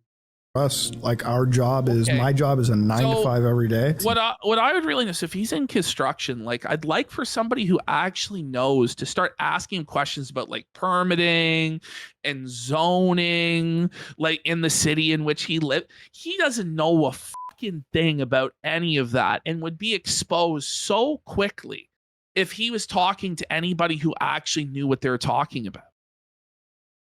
You upload how many videos a week? A day. Like I upload. He's constructing lies. That's something he's doing. Jesus, this is why exactly, and why I always. He really loves bathing in that praise, but it's not enough. He needs to flex more. Well, that's like the algorithm tell, right? Like when you're like an engineer, and somebody's like, "Man, why does the algorithm keep feeding me?" I'm like, "Bro, what's the last 10 things you watched?" Gay. Probably going to give you the 11 videos. Right. So he's just so brilliant. He's watching all these engineering videos and videos about math and expanding his mind. And the rest of us dumb plebeians are just watching gay porn, right? Yeah. This is like basically what he just said. This is like this mythos of the Superman Sigma grinds. It's like, bro, we all have the same 24 hours in a day. I'm just different in how I use my time, bro. I can work 4 different 9 to 5s at once, bro. Now, sure, that adds up to more 8 hours than there are in the fucking day. But that's just because you're poor, bro. You need to pull yourself up by the bootstraps, bro, and grind harder, bro. I'm going to tell you what's on his homepage. You ready? Game news, trailers for games. That's it. I actually really hate this sort of fucking, like, I really do. Because, you know, there are motherfuckers who actually are like the grind set motherfucker. Like, they actually do live it. Like, I've met these salespeople. They do fucking exist. And they're like driven towards their goals. Mutahar is not that guy. And I can just tell by listening to him talk, he's not that guy. And he's just not like this 150 IQ fucking genius mathematician that beats the market. Like, it's all bullshit. It's all cope. But here's the thing, Ash and chat. It wouldn't be a problem if he was just a YouTube guy making videos daily. It's like pretty respectable. Oh, you make over $500,000 a year just doing videos? Like, why do you have to something that you're not? What? It's because YouTube. People frown upon the YouTube career, and it's like, you don't need to be the fucking that guy. There, we were talking about cybersecurity because that's what you went to school for. You're like, homeboy's very smart. You do actually business, and then YouTube is I'm sorry. This is actually fucking painful to listen to, man. Oh man! Buddy. And he just takes. He's like, oh yes, I'm a cybersecurity expert. Well, the thing is too, like, school's really fucking tough, especially in this field, and it's like people work years to get into those fields, and now it's just you can just say it over and over and over and be the authority of it on YouTube, right? Because in my mind, this guy was like making Linux PCs with like software to like explore like and do crazy and hacking, and no, it's just he bought a Linux PC and now he's an engineer. Always like the secondary. He said he built PCs that were small, like crazy shit. Side gig. It's Then he brags about his charitable donations, and we see behind the curtain how uninformed Mutahar actually is. like for me, it's like the receipts. If I could tabulate them up every year, you know, like like during COVID, I probably gave away $200,000 of charity, and it was like out of my personal accounts. I don't write. I just love this, right? Where, you know, you go after completionist for the charity, using it to whitewash himself or whatever. But, you know, I don't like people that brag about the charity that they do. You know, like if you go back to like the Christian Foundation, it's like do these works in secret that your father might reward you. Like it gets way worse. It gets way worse. This part had me in shock. Watch. Any of this off for taxes because I don't believe in writing off charity for. Whoa. And it was like out of my personal accounts. I don't write any of this off for taxes because I don't believe in writing off charity for taxes. Hold on. What are you talking about? Buddy, what are you talking about? Your accountant is going to write it off, bro. You don't write off your charitable donations? By the way, there's nothing wrong with doing that. There's a reason that well, it's an incentive, of course, but also it's like I'm going to give my money to the government. But hold on, right? Like you're not going to write that off. But if you do, won't you be able to donate even more money to other causes that are good? The CRA needs more money. Or use your money to be able to employ more people, to grow the economy more. But no, it's the Canadian government needs that money more than anything else. Okay. He's acting as if he doesn't write it off. So the government takes that extra money and gives it more to charity. Come on. It doesn't even make sense. It doesn't make sense at all. I think it's a pretty shitty thing to do. It's a shitty thing. How? Is he also, I've heard this now, that the US federal government, you can actually cash app them money to pay off the national debt. Is he the sort of guy that would do that? That's what he's saying, right? Maybe he should take a pledge of poverty and sell all that he owns then. Like, if he's just so righteous that he walks on the water, man. Yo, isn't that crazy, dude? Writing off charitable donations is a shitty thing to do. How? Why? All that means is that the money you donated is tax exempt. It means you can donate more money to charity, as Brandon Herrera says. Yes, it's a pretty shitty thing to do. Well, for me, it's like the more money you can write off, the more money you can keep from the government and spend it better. Yes, instantly called out on how stupid the statement he made was. Instantly. He thinks that a write-off means the government takes the money from the charity. I don't think he's ever. I don't think he's ever actually donated a penny. We need to see the fucking receipts. Where the receipts? Did. Completionist had to show all the receipts. It wasn't just enough that he had a good reputation and was a nice guy, right? Whoa. You know, putting it toward more charity. The money that I How can you be the CEO and also, of a company? You know what? It's not enough to just see this. I want to see on his tax return that he didn't claim it as a write-off. Yeah. Like if you're gonna make claims like that, you can't just say shit like that and shame other people and then not be willing to show the receipts when asked about it. You can't do that. Exactly, bro. Exactly. Well, putting it toward more charity. The money that I How can you be the CEO? Boogie had to pull up receipts and all sorts of shit on this guy's demands, right? This is crazy stuff, dude. putting it toward more charity. The money that I How can you be the CEO of a company, a serious businessman who knows his shit, but you don't understand basic accounting? You want to talk about social battery? Like 7 is when I get up. I got to be in meetings every fucking day. What do you mean? What do you fucking mean? What meetings every day?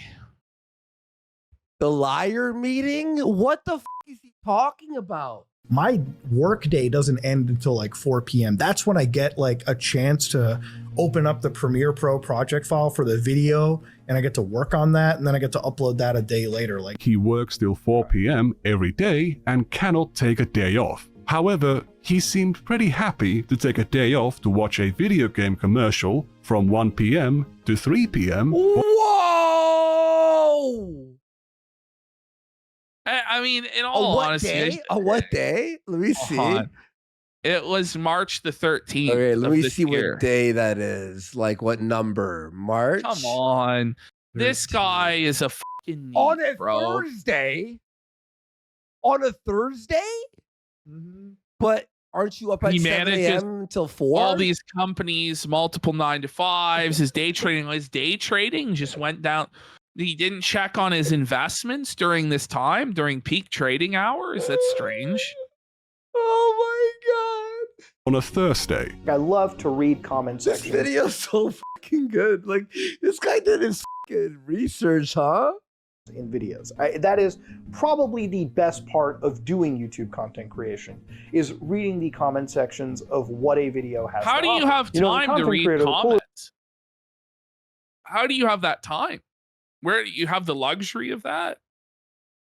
Okay. This guy has a wife. He's a CEO. He works 9 to 5. Hold and on. Does he actually have a wife? Is that also a lie? Is there proof of the wife's at this point? I question all Dojangles on Twitter. Because he's doing all of this shit. Like, where is the time to spend with his wife and his family and have a personal life? I guess having a personal life is for losers, right? Because they're not willing to give everything to the grind. Okay. Now there is he's apparently married with her, Dojangles. I don't even know too much about the relationship. I don't care, obviously, but that is. I'd like to see the marriage certificate. I mean, I don't know. Like, can we see it? Like, I don't know. Like, to what extent do people have to provide proof? Because Completionist and Boogie had to provide a lot of proof. You know what I'm saying? Like, they had to, and they were felted. So, like, where does it end, though, Mutahar? Like, what's good for the goose is good for the gander, right? Like, where does it end? You make a point there. He uploads daily. How do you have the time to read YouTube comments from random people? Check this out. Harmful Opinions video on his marriage is crazy. I have it in the folder. Is it? So Mutahar said in 2021, before he met Dojangles, he was married already. And you could actually see a wedding ring on his finger. But then, is he divorced? Stop. No, I swear, it's crazy. You guys want to watch that? I'm just fucking around about that. But, it's actually nuts. I think everything in this guy's life is a total fraud. It's crazy. Is it misdirection? Okay, do you want to watch that video after? Because we were going to save that one for Friday. We might, I don't know. We might not get to review text documentary. That's never happening, bud. Review text documentary is never happening. Be an upstanding, good citizen, okay? I wake up. Check this out. You should be an upstanding, good citizen. Beep. Another beep. What the fucking?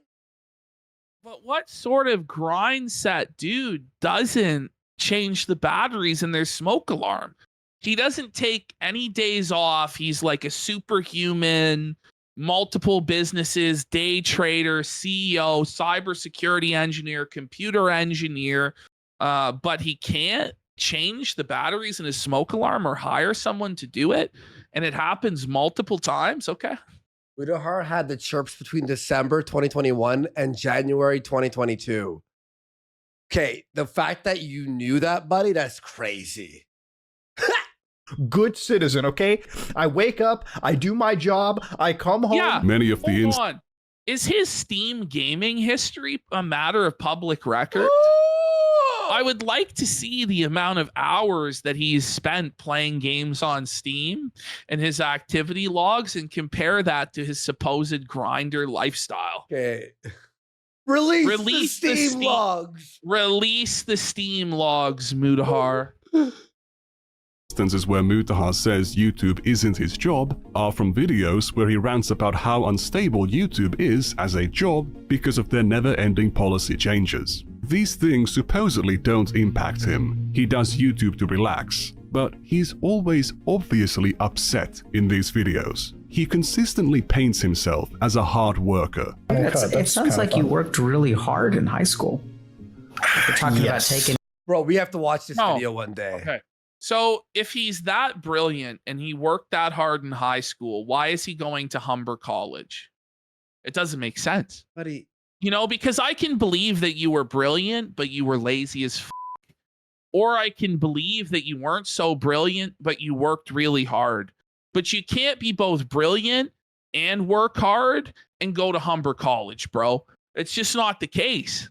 Like, it's just not. Yeah, Humber's Alpha Falcon for a sub. Let's go. Thank you so much. It's not a university, right? Like, it's not to shame going to a fucking community. Like, I went to a community college like that, right? But it's the reality of it is that you're not a fucking engineer going to fucking Humber College, and you obviously were either not working hard or not as brilliant as you claim to be. Okay. Hamburger College? Night classes, doing community service, like side jobs on the side, like... He has this insane work ethic, but he's also curious about how Destiny can get so many things done. I noticed that you do like a lot of canvassing, like you actually go out of your way, you've launched your own like podcast with like other people to bridges, and it's like, what is next really? Like, how do you kind of manage all that too? That's the other big thing that I kind of wanted to come into, because it's like, it really feels like you're a one-man show, but you're doing like a lot. So Ash, Destiny's interviewing Destiny right now, who basically just live streams and posts videos, right? Which is fine, whatever. Yeah. Now, he's like, how do you manage to do it all? Wait, but you do YouTube and you stream and you're a business owner and you're a day trader.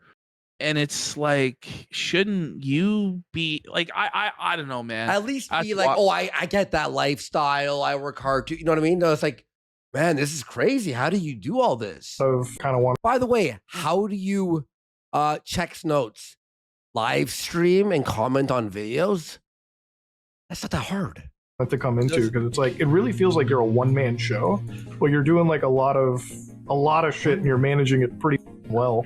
No. Destiny's too lazy to cook for himself. He's not the workaholic with an excessively tight schedule he can never pull back. If Mutahar's stories about himself are true, he should not be impressed by Destiny at all. Mutahar also often claims that he's an immigrant and equates that to him being poor or his family being poor. He will say his father had to go through medical school twice, not recognizing the privilege of being able to go through it even once. Yeah.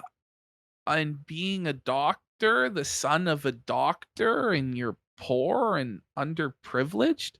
It's just one step above Uber driver. What the fuck are you talking about? You don't need to come up with all these hardships you've been through. Everyone can already see your life is a struggle. You're not white, and you still can't say the N-word. He's got this other... That's funny. It really is a struggle, bro. Like, not being white, but not even being able to say it. Like, why even live? Why even live at that point? About not buying anything expensive. Candros, if you're still here, that was funny as really good. That's funny. Very rarely am I trying to pay full price for any of this computer crap.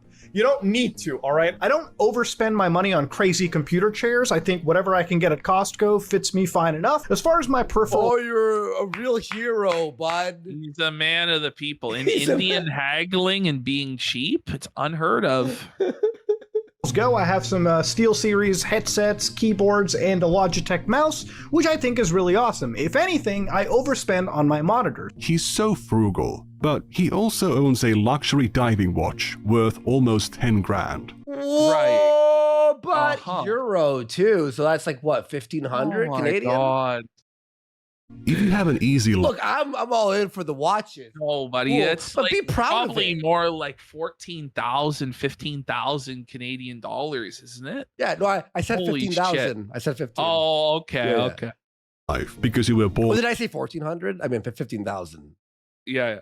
to a rich family. Just enjoy it. If you're rich, just enjoy being rich. Improve your production value. Get some acoustic treatment. Get some monitor arms. Show your audience that if you work hard and succeed in life, you can have nice things. Yes, exactly. Why be? Yeah. Oh, I swear, I'm not like the other YouTubers who buy. Buddy, I buy games and OLED TV if I have money. Like, just be proud.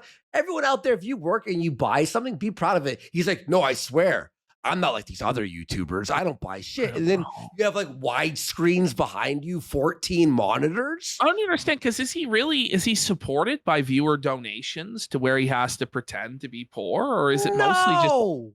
Yeah, it's mostly AdSense, right? It's so why all AdSense? I don't know, 95% of it. It's very lame. You know? Why not? Well, So- it's to be higher above other people. You know? Meanwhile, he's got the ROG, the Steam Deck, the Switch 2, all next to each other, next to an OLED monitor, ultra wide. Come on, man, just be honest. So was Ethan Klein right all along? I upload every day and YouTube's not even my job. I was like, shut the fuck up, bro. But like, yes it is. Shut up, bro. I'm not going to claim that Mutahar has absolutely no jobs beyond YouTube, even though the things he says about his business are very vague and inconsistent. However, he has definitely been lying about being an engineer for a decade, benefiting from the prestige, the authority, and the credibility that comes with that label. You don't call yourself an engineer dozens of times without specifying you're talking about programming jobs you did 10 years ago. He's clearly mostly just a self-taught tech enthusiast, not an engineer. He's seen as a cybersecurity expert or as a cybersecurity engineer, as he called himself. This is why, as a cybersecurity engineer... But when he assisted Nuxtaku in tracking down the V-Shoujo swatter, he fell for a basic social engineering trick where the swatter, who was a minor, pretended to be one of Nux's fans who knew the swatter in real life and fed them a bunch of bogus information. I appreciate the random fan who was in that Discord server that No. But he's a cybersecurity expert who was tricked by a child. Right. Right. He's a script kiddie, right? Yeah. actually contacted me and reached out to me about this stuff. Oh my god, you guys are legends, honestly. V-Shoujo's cybersecurity expert knew this was bullshit. The cybersecurity engineer did not. Mutahar doesn't do drama content anymore because it's all needless negativity, and YouTube isn't his job. However, he still weighed in on the pirate software drama. Yeah, because it was profitable, right? Yes. After videos about it began going mega viral. What insight is Mutahar, the computer engineer who knows all of this shit, going to weigh in with? No. Right now, as a video editor, I do more engineering now, so back-end programming for effects work. I'm working on a new codec for video right now for H.265, so we can actually transmit better video quality at higher resolutions. I'm actually... Bro, this is the craziest. Ashton, try to keep up with this, okay? I dare you. Okay, he's making a new codec to increase video, whatever. Okay, now watch this. Doing something which I want to sell to Microsoft at some point later Hold on. He is claiming not just that he's a coder at like a hobbyist, entryist level, but that he's a coder whose products are so high quality that they can be sold to the market leader in the world in software at Microsoft. Even and they will be crazier. impressed. And that they can't develop that internally at Microsoft amongst their teams and would then source it from him. Like, that's what we're meant to believe. So I've been designing AI toolset that basically you can inject, hopefully, into like video tools, and this is gonna be like video games or whatever, right? So it's like, what? Let's say that. Wait. No, the AI tool set that you hopefully will inject into video tools for video games? Huh? I don't know anything about this stuff, and that doesn't even make sense. This guy just talks completely out of his ass, and just hopes that there's no one with any sort of expertise to ever call him on it. And it's one thing if you're just like a normal guy talking out of your ass, but he actually pretends like he's this accredited professional that is like an authority on these things. This is wild. Yeah. No, he's not talking about rendering pipelines.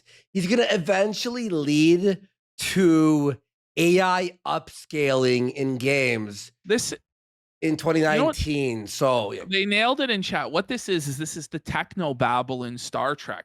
Yeah, bro, the photon responders on the frequency of the magnetic aura radiation, Spock has allowed the Romulans to board the ship and bypass the shields.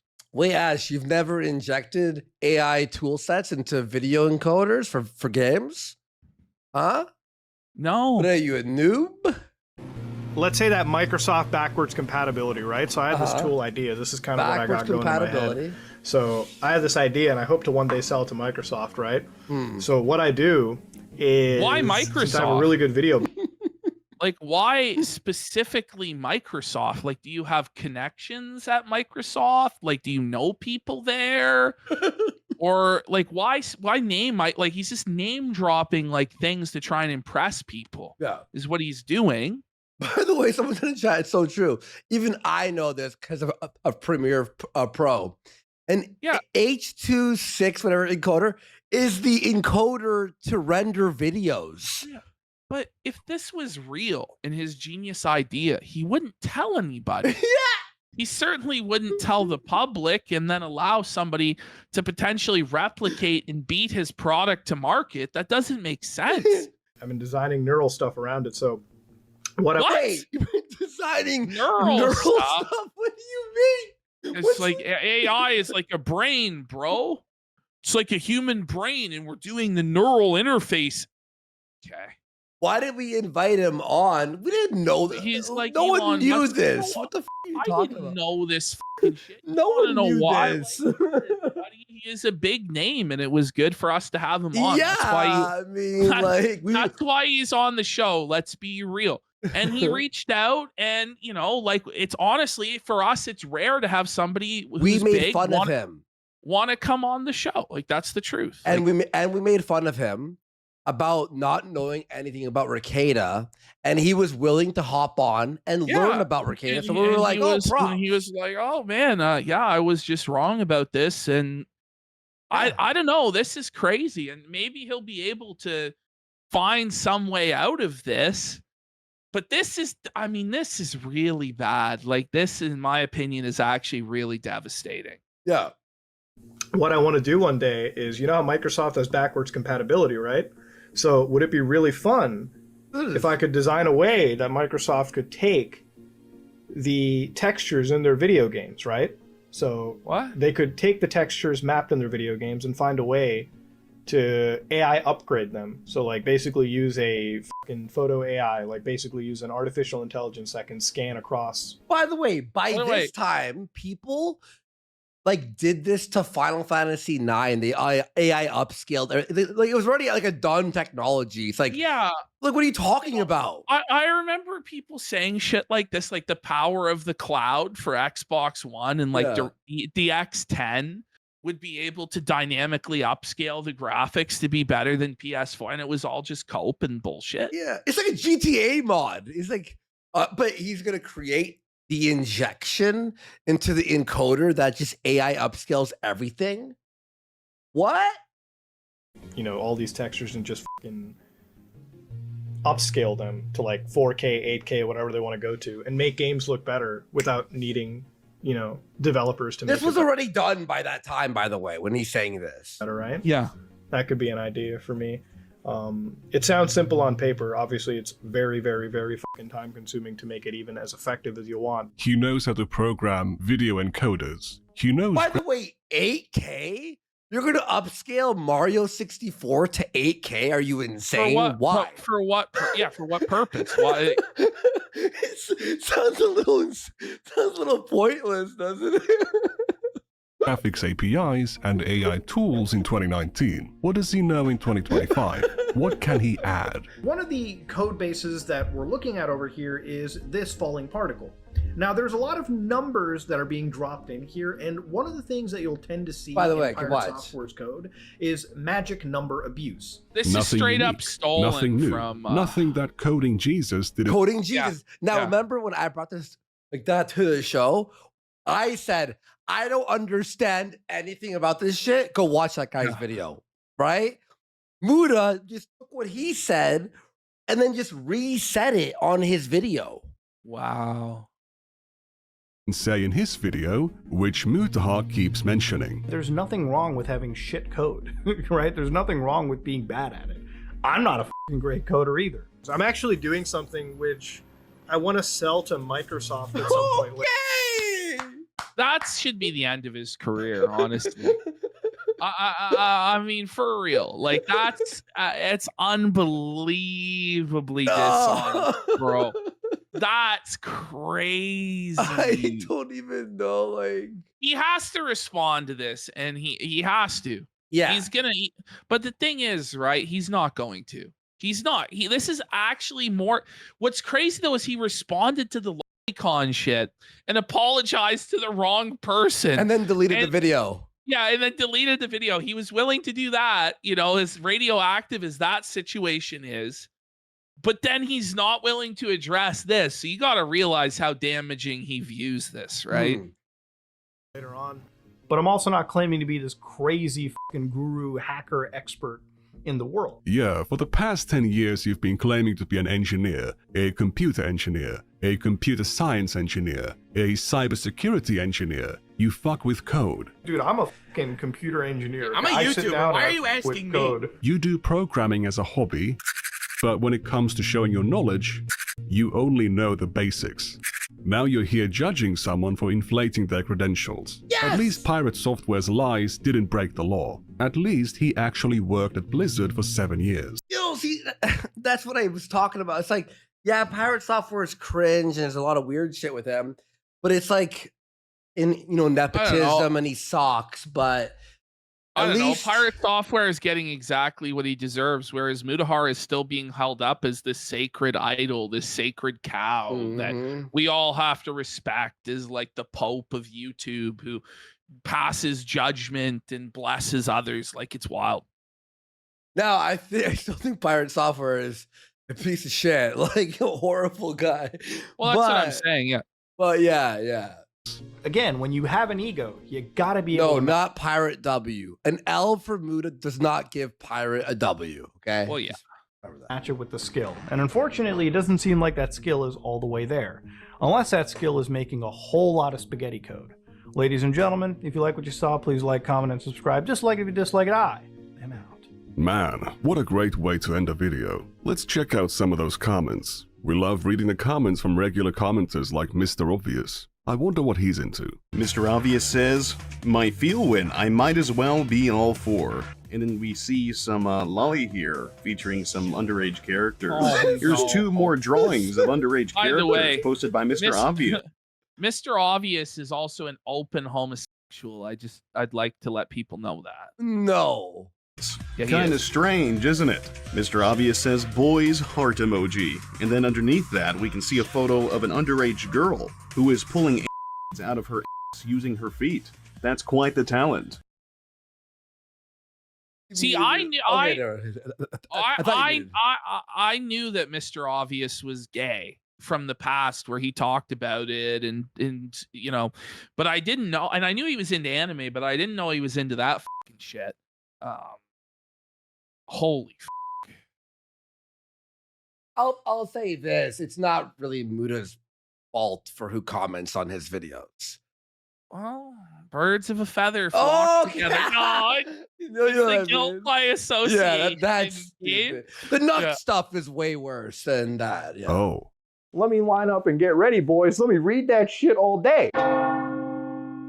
So, that was my appetizer for my upcoming video. He said there, by the way, in that pause frame that everyone see.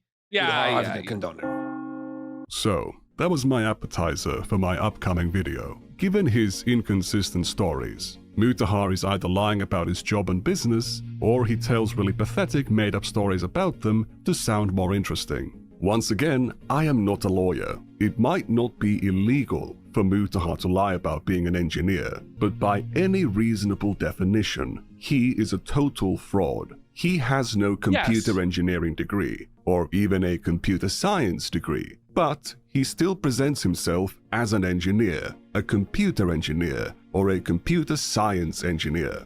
He is not trained in this field, and he is not employed at these roles. He is a self-taught hobbyist, a dilettante, not an engineer.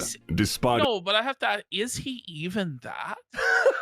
Like, is he even that? Like, is he even self-taught in any of this aside from rudimentary video editing? Because from the way he's talked about all this stuff, I think he is just a total fraud.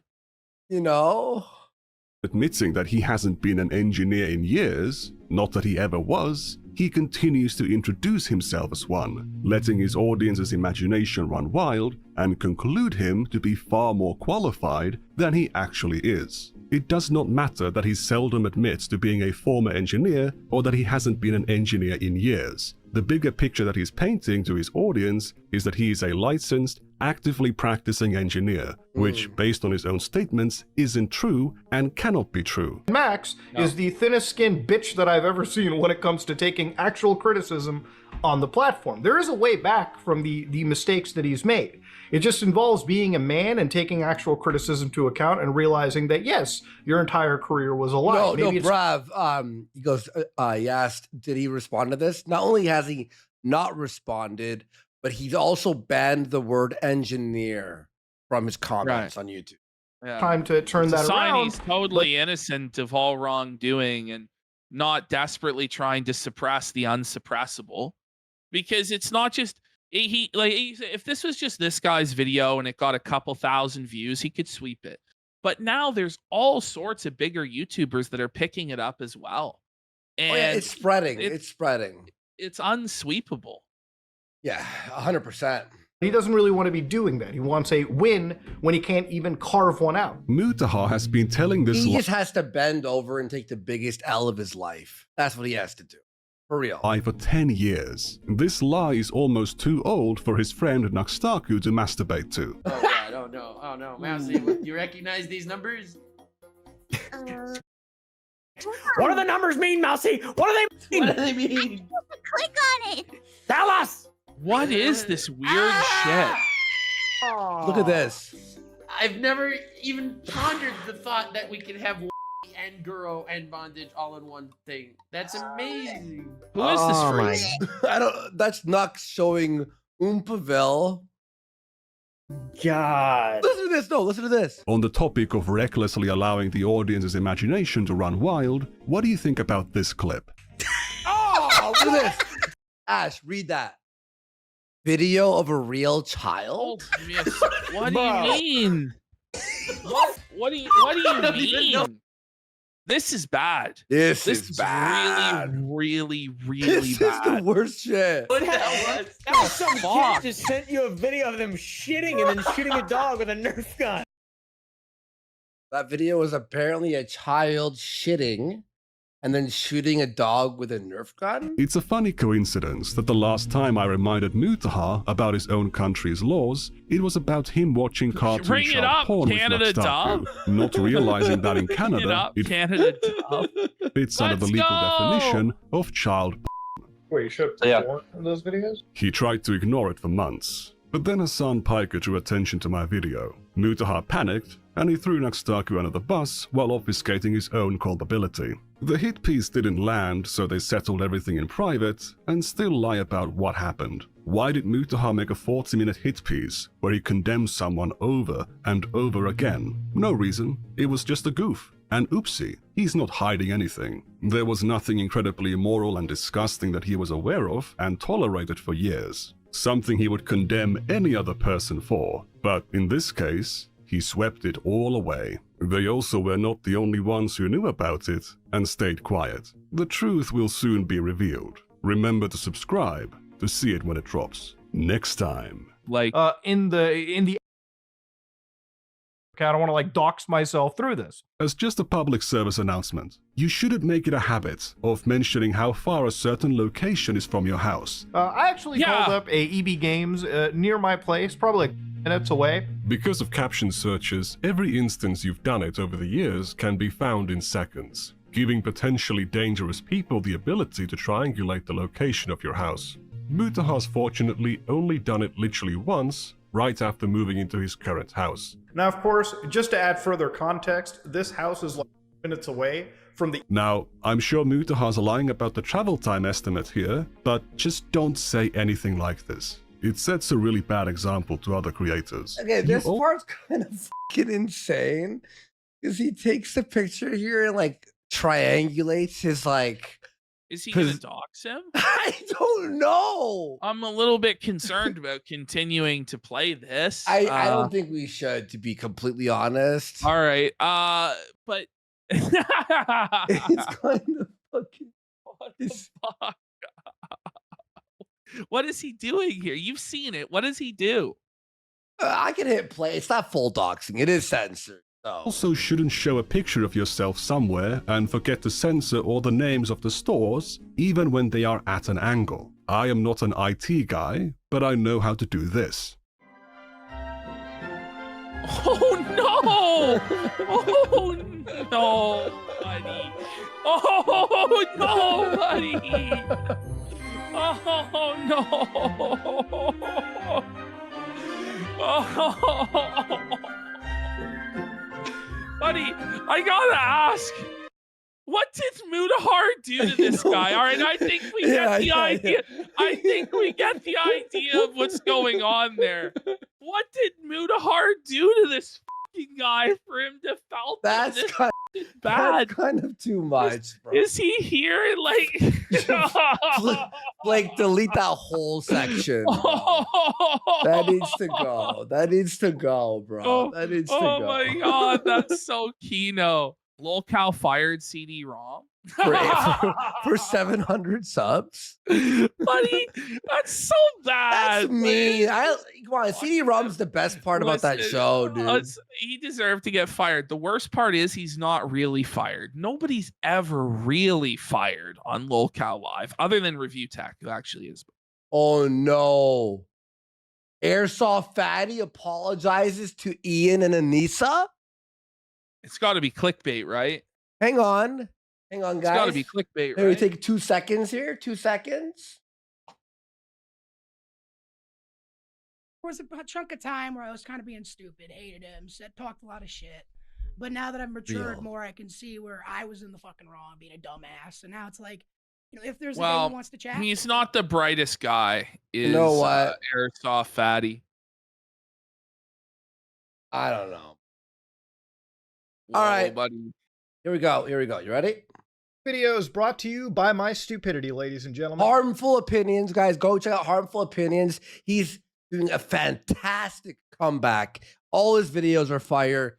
Go check out Harmful Opinions. I knew him from back in the day. Sort of fell off for a bit. Like he went into, not hiding, but he just went offline for a few years. And he's back and he's killing it. So just... I am not a smart person. I am a very stupid individual. Yesterday, in preparation to watch a video by Nicandros on stream, I took a quick look into... You would think, oh, it's going to be the same shit, right, Ash? Yeah. No. Harmful Opinions did his own research and found a ton of new things. This is what I'm saying, though, is as each individual person starts doing their own research, more and more is going to come out about this guy, because obviously he lies about every single detail of his life. Yeah. I don't think there's a single thing that this guy doesn't lie about based upon what I just watched. Yes. Who Mutahar is, because I wasn't really familiar with him. As it turns out, he's a really interesting guy. Mutahar really likes to remind people that YouTube isn't my job. People scoff at this, but it's true. It's not his job. It's much more than that. It is the core of who he is and the foundation of his self-worth. I'll be honest with you guys. I have a reason to live. really. Yeah, that's you all. Stop! His reason to live is his audience? Oh, buddy. I don't know what to tell you, but the audience is very, very fickle, Muda. And you're about to find out just how fickle the audience can be. And I'd say right now it's felting time for you, buddy. Like, might sound your weird, whole but- reason to live is based on the validation of completely anonymous strangers online who watch your videos while they take a dump or do like a more productive task. They listen to it in the background. Jesus. You might be like, what are you trying to say? No, that's the truth. I have a reason to really go on living, you know what I mean? Other than that, what else did I have forward to look to in my life? I hate this shit, bro. What do you mean? Man. Go to the gym, learn a hobby. You like playing games. What about your family, bro? Yeah. Come on. No friends? Learn to develop games or have fun. Have a little hobby or something. Sad. No wonder he lies and lies to try and build himself up to be something he isn't. Because deep down, he's obviously very unhappy with who he is as a person and believes that he is like a loser. Because he says he has no reason to live other than a YouTube channel. Come on. What about his wife? Now, this was 11 years ago. Yeah, this is before you met her. Yeah.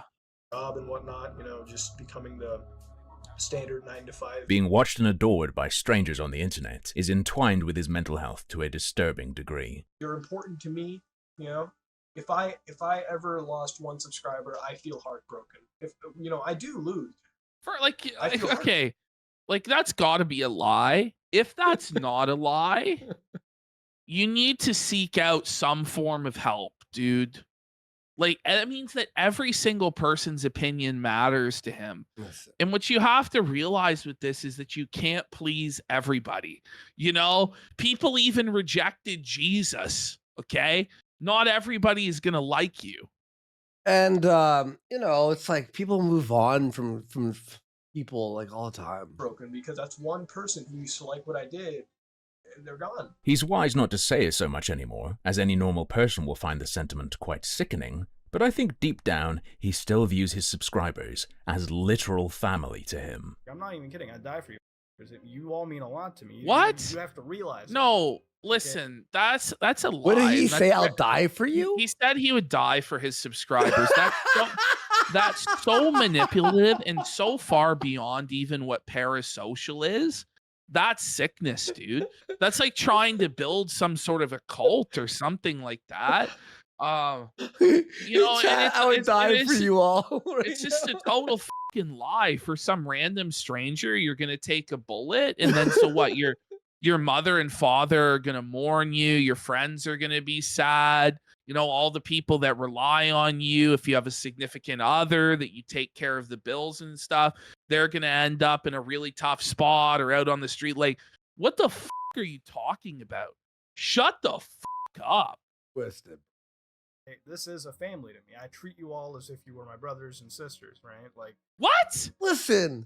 How disrespectful to your brothers and sisters to compare some random fucking spurg in a basement eating Cheetos to your flesh and blood brother and sister?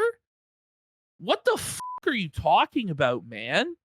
Listen, I think chat's funny and some of you are cool, but I don't know you guys. This is beyond you internet guys don't know friends. me. This is internet family. This is like, guys, you guys are cool. Like, thanks for watching. You unsub because you're bored of us, okay? But that's how deep the connection is. It's a deep connection. What are you talking about, man? Ashton. For me. All right. I know it sounds somewhat weird to people. It's like, wow, why would you say that? Yeah. But it's the truth. No, it's not. I love you all. Before you complain that the tidbits we'll be trolling through today are 10 years old, I'd like to remind you that that's still more recent than the pirate software-esque high school Nepo daycare Mutahar apparently still uses to big himself up as being a professional engineer with. I was basically finishing up my He's going in hard. And everything. Yeah. At the time, Wait. I okay, yeah. worked little computer programming job. I worked as a pen tester, you know what I mean? Like, I got into the whole thing early. I had a couple connections. Or perhaps his claim... A pen tester? Oh, so he was a Nepo baby himself. He had connections in order to become a pen tester? Okay. What's a pen tester? I have no idea. Does he test like Bic pens? Oh, this one writes really well. Of being an engineer... It's a hacker. Okay, cool. Oh, okay. From the job he quit in 2013 to pursue film when he was 18. He smokes vape pens all day. It's pretty good. He tests how far dildos can go up his ass. Penetration tester. Yeah. Presumably the awful bank app programming job you may have heard him mention. So for me, I left that job. You know, I left I left all that kind of stuff. I left a soulless career. Wait a second. And I jumped. So you were a hacker, but you didn't understand the game code in Pirate Software Spaghetti? By the way, like, how demeaning to the audience. Like, oh, it's a soulless career. Like, it's a job, man. Like, it's not. I'm living my passions. I'm Peter Pan. Like, most people. What the fuck, man? Yeah, Chicken Joe, it's you're hired by someone to check left a career at 19. I was really ground down by the 6 months of work I put in at the firm. By the way, for that type of job, right? From what I hear, they get people who are like really good hackers, and they go, "All right, try to hack into our website," and then that's what they do. But you have to be a hacker for years to be accepted for that job. I don't know. There's a lot of people who that would be their passion, would be to be in cybersecurity and testing these systems and stuff like that. I don't know. Yeah. I don't even believe any of this shit happened, to be honest. Yeah, it's sketch. On to film and TV. Then again, maybe none of this is where his claims of being an engineer come from, because back then he called the career path that of a blue-collar computer programmer. Did you know that he didn't actually start... Bring it back. Yeah. So let me see this here. So he got into York, he got into UFT, he got into Guelph, but he went to Humber College. What the? But his father is a doctor who would certainly have the money for him to go to all these places that are certainly a lot more prestigious than Humber College. You apply to 5 schools. I think I remember it was 5 schools, right? Usually in high school, you're doing applied or academic. If you're in applied, you're applying for college. Academic, you're in university. Like, why would you apply to U of T, Guelph, York, and Humber? That makes no sense at all. It doesn't add up at all. Like, I went to like Sheridan. It was like Humber, Sheridan. It was like all the colleges, right? This makes no sense.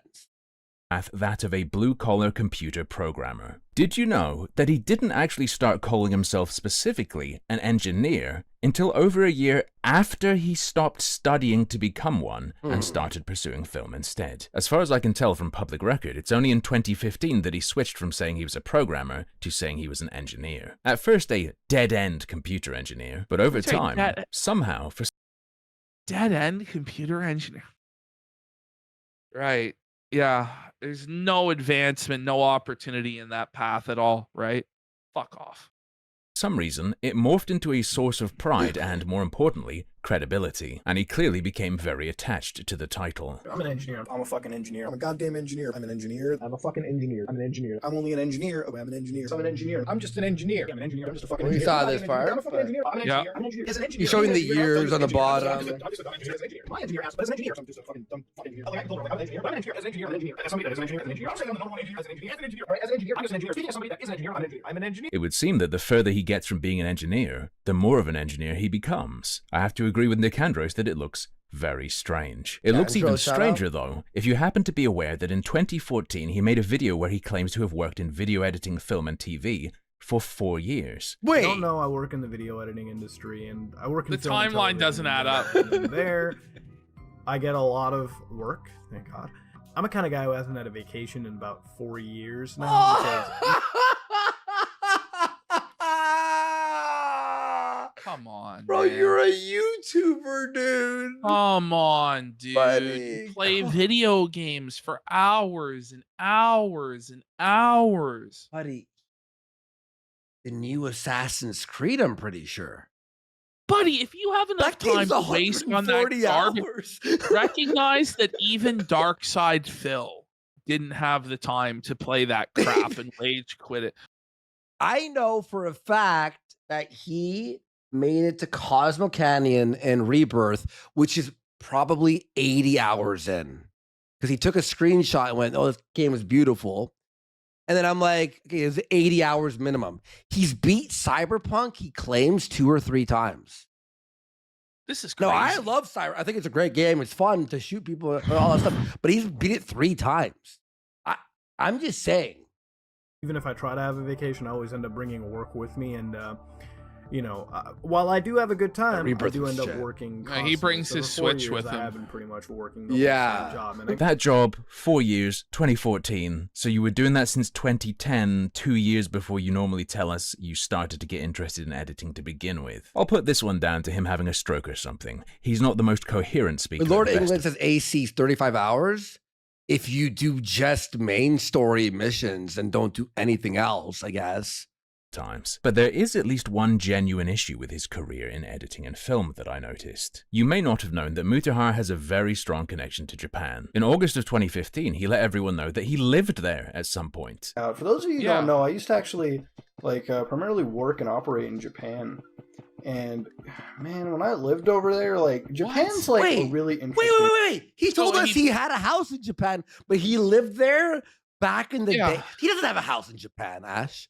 There's no house in Japan. I mean, maybe he does. I don't know. Like, he is incredibly wealthy now. I want to see it. Yeah, I mean, I just doubt everything he said. But where was this time? Where was he? When was he working in Japan? When was this happening? When he was in high school? Does Muda have a house? The timeline is what really screws this guy over, because there's just no way that he had enough time to do all of these things that he claims that he did. Yeah, this guy has lived 5 lives, dude. There, okay. I put up a chat. Mr. goes, how are we still on Muda? Well, if you watched, maybe you would know why, because this shit is actually wild. Place. All right. He's also visited many times for work. Mutahar has made some videos where he talks about real spooky experiences he's had. One of those being when he heard footsteps in Japan. In that video, he also talks about his work there. He explains he went to make a documentary on Aokigahara Forest. Ash, you're gonna hear. Is that the suicide all forest? Yeah. Ash, you're gonna hear the craziest sentence ever uttered by a human being online that's not a killer or something, okay? Listen to this. Go to Japan. I have work in Japan annually that I do. Okay. It's, if you guys don't know what I do annually, it's video editing and whatnot. And wait, an annual Japan job? Hold on. Why would you need to be physically present in Japan to do video editing for Japanese people? No, he was filming the doc with them in the suicide forest. That doesn't make sense. He's lying. You wouldn't go to Japan. You would do it remotely. Fly to Japan to edit a video. Now, in Japan, there is a forest called Aokigahara Forest. Now, I'm on there doing a shoot. It's sort of like a documentary. I'm on there doing a shoot. Oh, sorry. So look. He's filming but wait, why would you film if you're the editor? Okay, hold on. So mind you, he's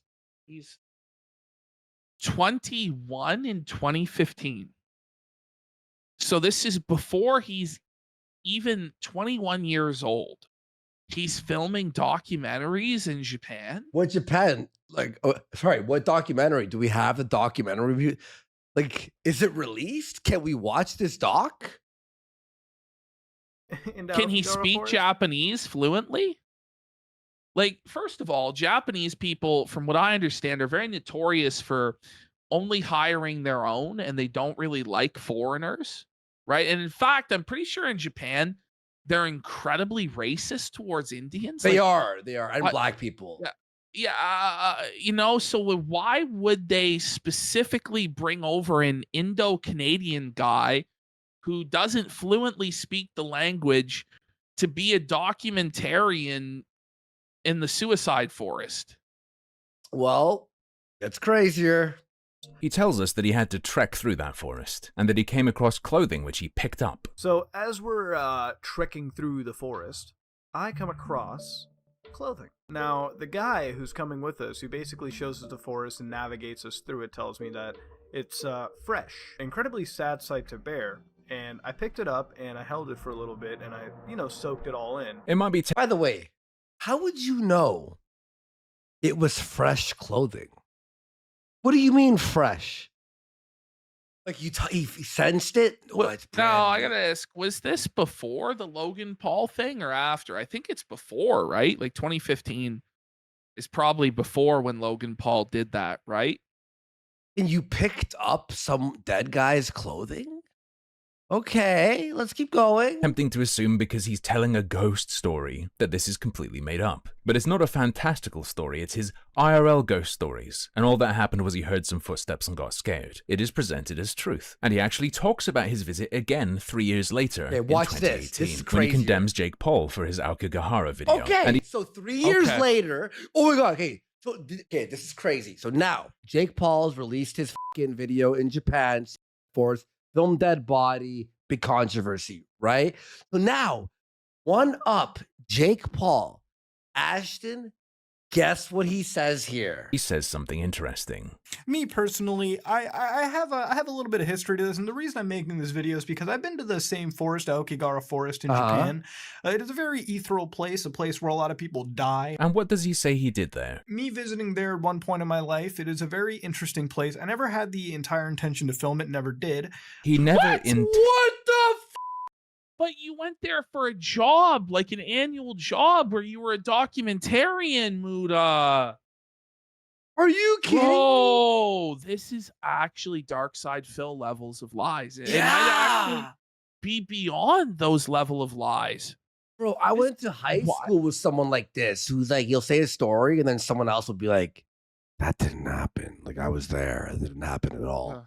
Like the same like level. Tended to film there, and he never did film there. Watch when this. you were there, as you told us before, to film a documentary-esque video on the forest. But I've never seen any dead body, never seen it, but then again, I never really ventured too far into it. I got to see it firsthand. Watch this. You never ventured too far in to the Uh-huh. forest you said 3 years ago you trekked through with a small crew. To be fair, he is consistent about never seeing a dead body, which he said before he, would have buried. Thankfully, the good part about the story is we never came across that body. And it's also sad in a way too, because if I did, I'd definitely give it a fucking burial and whatnot. Dude. What the? Why? What do you mean you bury a dead body? You would touch the body? You'll be incriminated in like a murder conspiracy. You fucking call the cops. But that's more disrespectful than what Logan Paul I did. don't know. Like all he did was film it. Muda's gonna handle somebody's dead body and bury them against their wishes. Okay. I gotta ask, by the way, like, where is Keemstar on this story?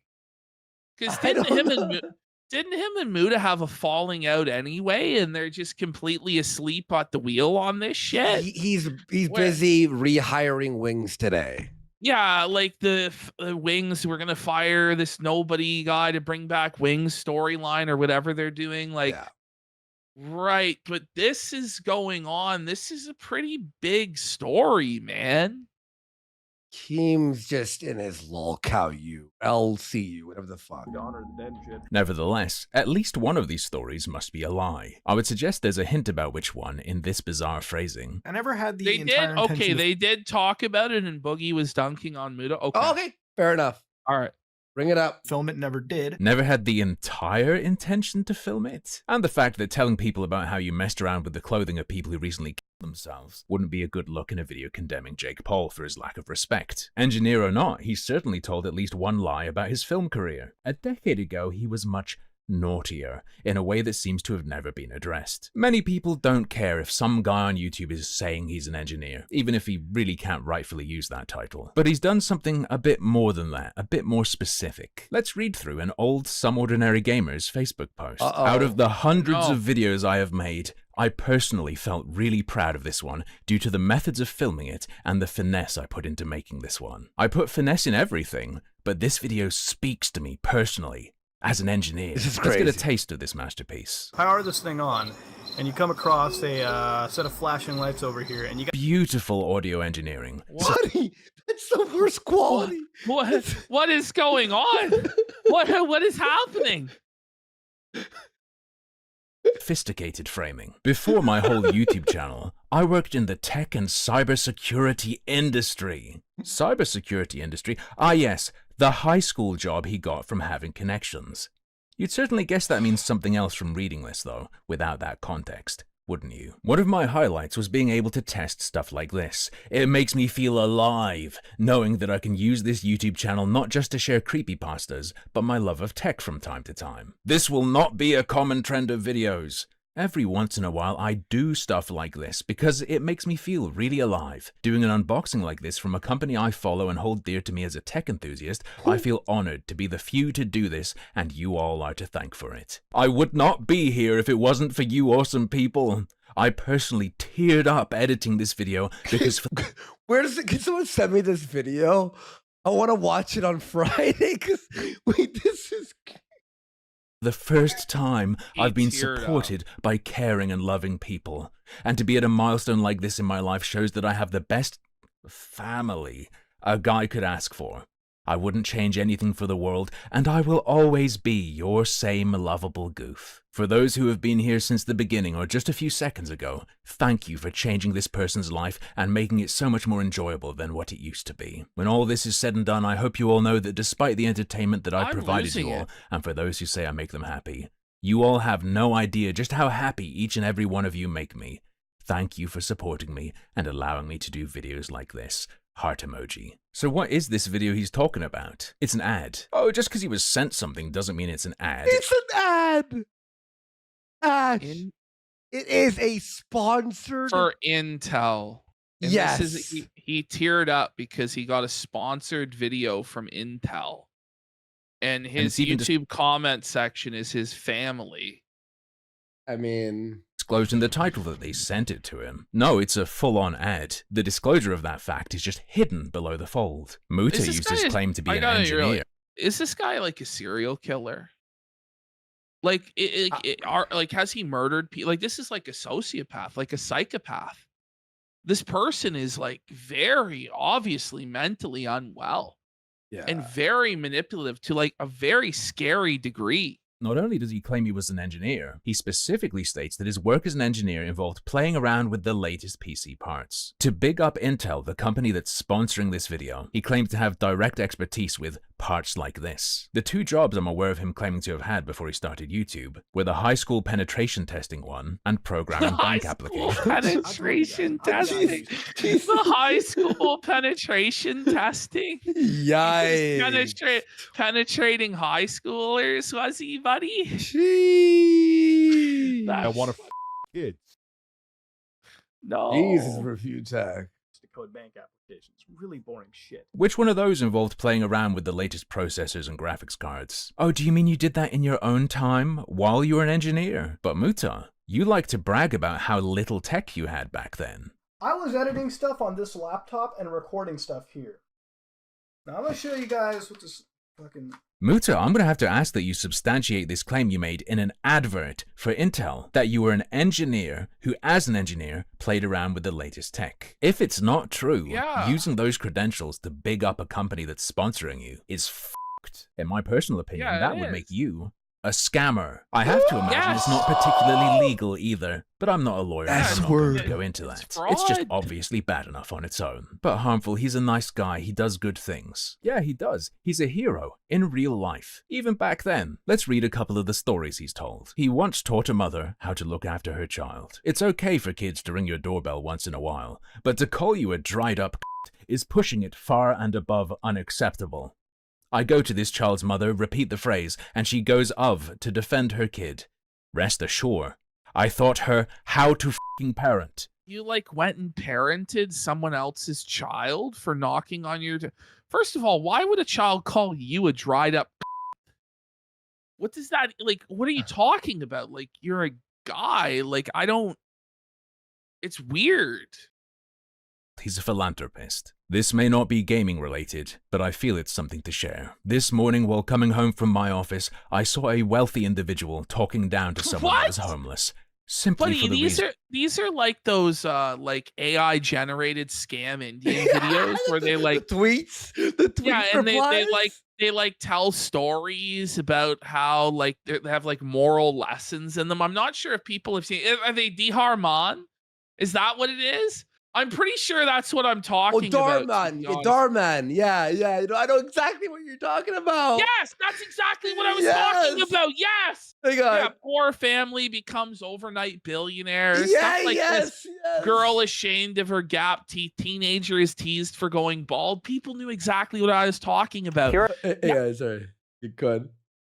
This is exactly what this is. And therefore was a better fit to society. I did everything to this man to shut him up, short of getting violent. What, did you let him... up? This is literally the story. Oh my god, it's a Diharman. Like, it really is. I suspect there's another spectrum you're on too, brother. The way some people treat others is absolutely horrible. No one is a better man or woman simply because they have more. So many factors go into that. Money does not define you as a person. I ended up giving this man what he considers a small fortune. $130. Yeah, I'm sure you gave $130 to a homeless guy who was getting yelled at outside your office. What the I can't even, like, how do you write this stuff? And like bragging about giving a homeless guy money? Like, what is a small fortune? Dude? $130. My wallet. The individual was very grateful for it and proceeded to hug me. A homeless man hugged him. Guys, like, are we gonna... That's gross, first of all. I can't even. Saint Mutahar, beloved of the homeless. Now, I didn't give him money simply for being homeless. I gave him money because it was the human thing to do.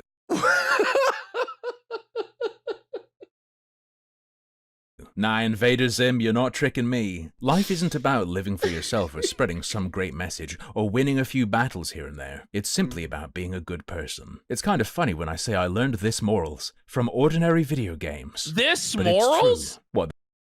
This morals. Muta, you were supposedly raised in the Canadian education system, my brother. Did you even write this? I think what's crazier is he learned the morals of being nice to homeless people and paying them from video games. What video game? Like, what video game? Well, you didn't learn morals from your parents or from your religion. You learned it from playing video games. Video game. Name the game. We need the game. If you give some homeless person $130, they might fucking OD that day.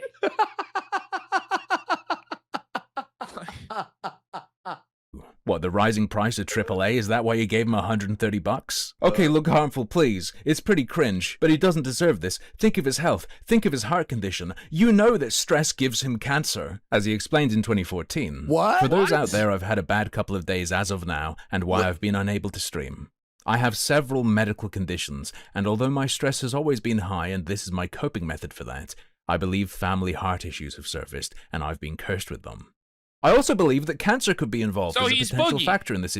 So he's actually Boogie. It's like poetry. It fucking rhymes. But it was 10 years ago, so it was buried. But he was actually pity grifting, dry grifting his audience by saying that he could potentially have cancer. Why would you even say that? Look, because he wanted to get pity donations and engagement is what it is. So, you know, I've had family members, extended family, who have had cancer and died. This is like me saying, guys, I might get cancer soon. Because he might have heart issues and cancer issues, but he has no evidence for any of this. What? What? Guys, we're going to need the cancer goal, okay? He criticized Boogie and I'm not kidding, this is actually the exact same thing. Saying that you might have this, but you don't. Like, coming. It's coming. Situation. Yeah, I won't joke. Yeah. And he's, by the way, he's 20 years old talking about having heart issues and cancer. I mean, there are people who are 20 that do have sadly those issues, but it's very rare. Hang on, sorry. Side work problems IRL. Were you telling people you might have cancer because a doctor said that? Or was it whispered to you by one of your sleep paralysis demons? Because it's not a joke, is it, Mutahar? It's not something you should just play around with frivolously. Your parents probably will also tell you straight up, lying about having cancer is like evil. No! Oh, no! Bad, okay? Like, But it God did damn. get worse. Like, how can it get worse? But it does get worse. This is nuts. If you believe in a god and the devil, you know that this shit is alone enough to send you down to fucking hell and burn there. That's how bad this situation is. To be fair, unlike Boogie, he didn't say he did have cancer. He just floated that possibility out there to the world. Fair. I mean, that is fair. It was like a semi. It was like a semi cancer. It's just very funny. I'm gonna say it's just very funny. It's the cosmic coincidence of it all, you know. And it can be scary. A couple years back, I had to have a scan done, which cleared up the You had a hint of cancer, a light cancer. wasn't a problem, but I was spooked, and I talked about it. I talked about what my doctor said in the test I was getting. I didn't say, I believe cancer could be involved in why I feel bad. That would be weird. Mutahar, did you have a good reason to say you thought cancer was involved? Or did you just throw it out there for giggles? Careful bringing up the big C word. Sunground Studios might try to make friends with you. You know, you actually remind me of him. Not because you're brown, because of the suits. No racism here, no Islamophobia. Not even going to mention the now deleted meeting with Al-Qaeda video. What? Wait. He met with Al-Qaeda? Oh, what? Hold on. I gotta Google this. What do you mean? What do you mean that you met with Al-Qaeda, Mutahar? I'm sure he's saying it's a creepy pasta read. It's a little bit bad faith here,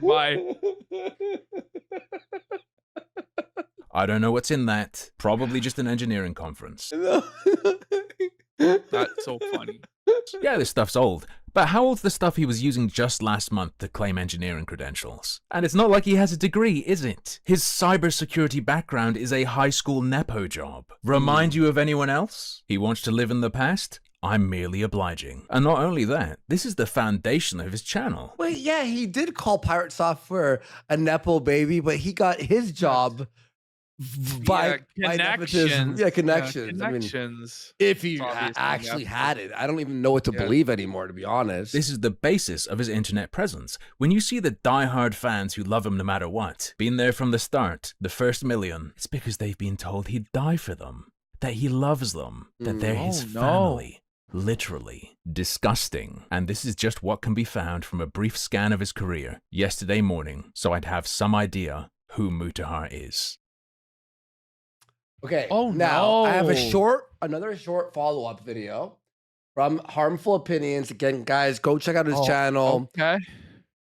He's doing incredible work, not only on Mutahar stuff, but a ton of people. So go check him out. Has just responded. Here we go. Mutahar of Someordinarygamers has just responded. Whoa! You responded? Oh, to wow. commentary and questions regarding his claims of engineering credentials. Wait, what am I talking about? You don't see anything, do you? He hasn't posted a video, he hasn't made a tweet. Exactly. You don't see anything. Like any good professional engineer, Mutahar found a technical solution. His response was to blacklist the word engineer and perhaps others from his comment sections. This is very easily confirmed by account switching or logging out. Let's leave a perfectly innocuous comment on his most recent video. What's crazy? He's been on the internet for so long and he doesn't understand like Streisand effect. He doesn't understand that this is just going to make people do it more.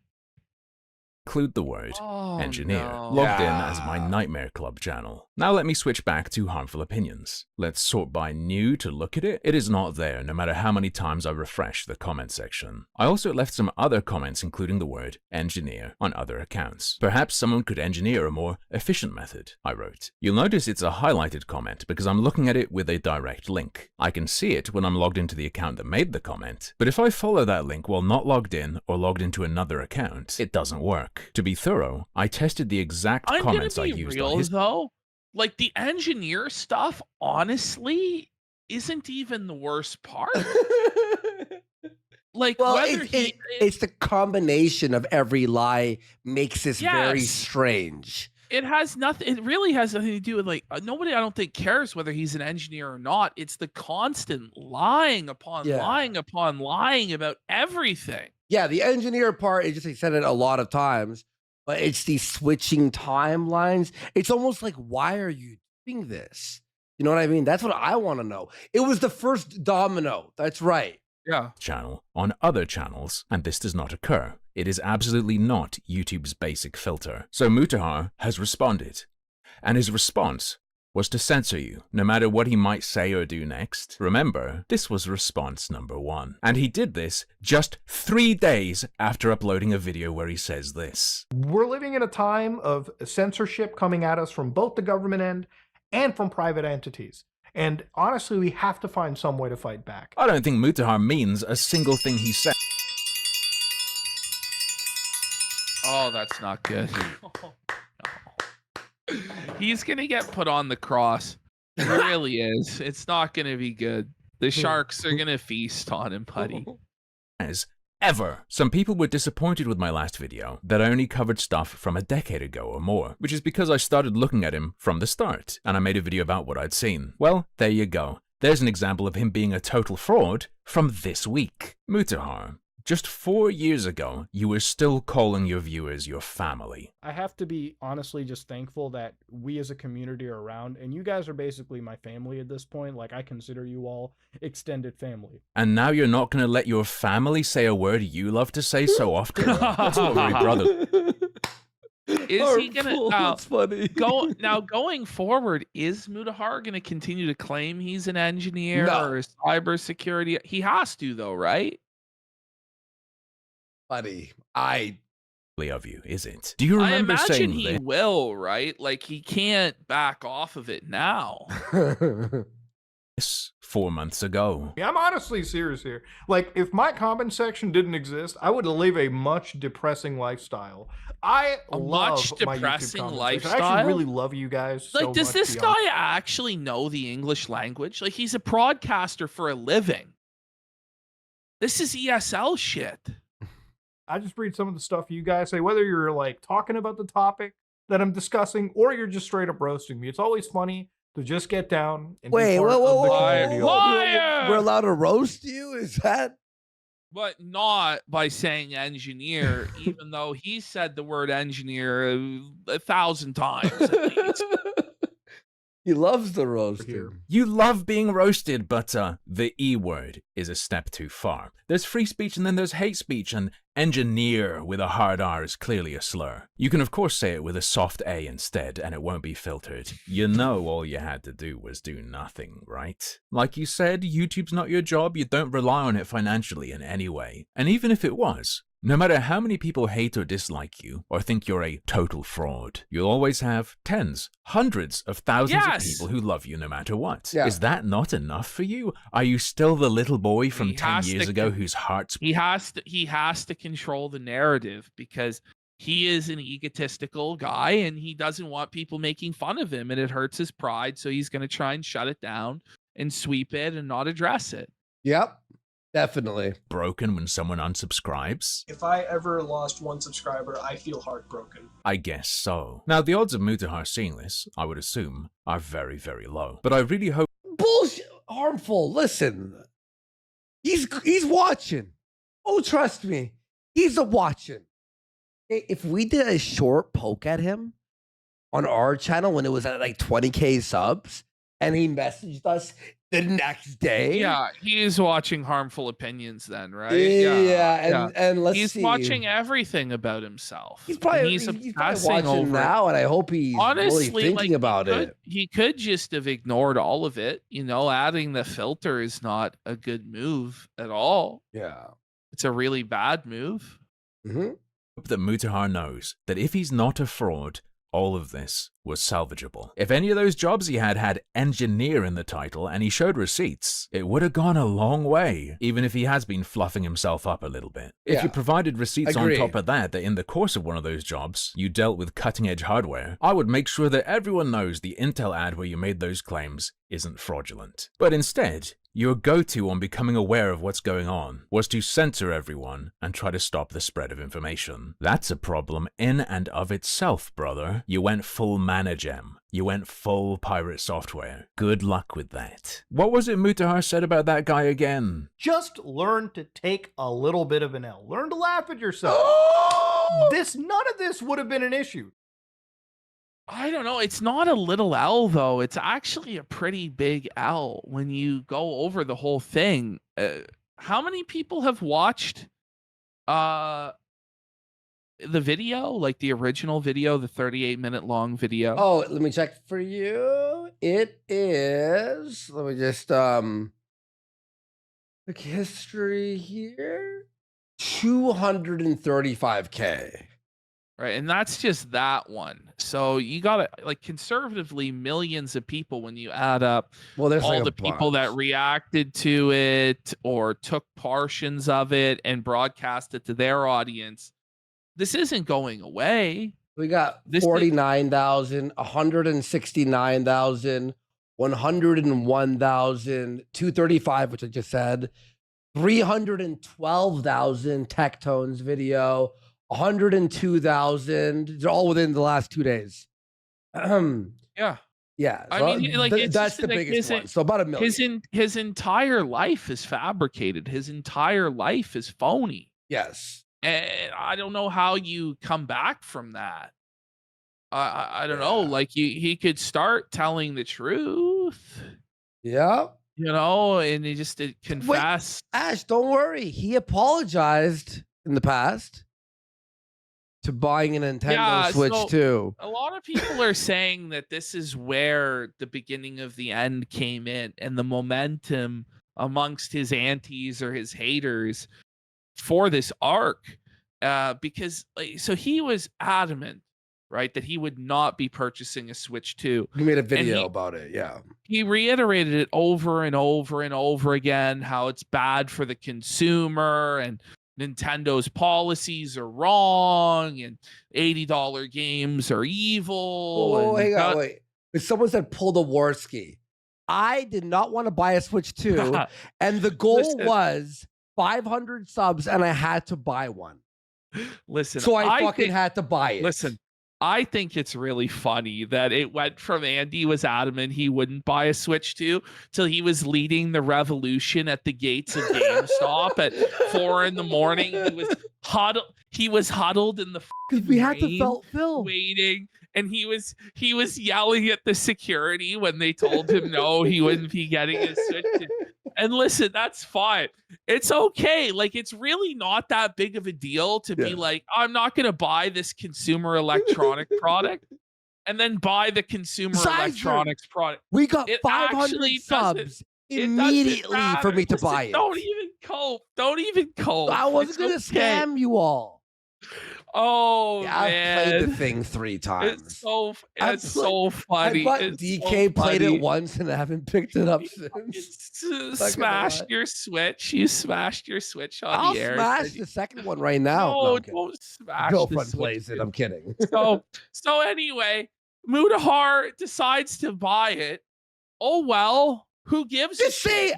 You guys, I'm reviewing it to tell you what a piece of shit it is. No, he's like, look, guys, I just wanted it and I decided I'm going to get it. And that's my prerogative. And it is what it is, guys. No. But to be so spineless and so pathetic, and this is how you know he's a slave to his audience. He's a slave to the public opinion.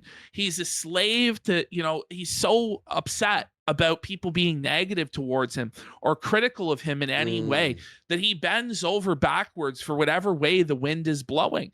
And, if you go back at the Nux Taku shit, it showed how spineless he was, apologizing, backpedaling, flip-flopping.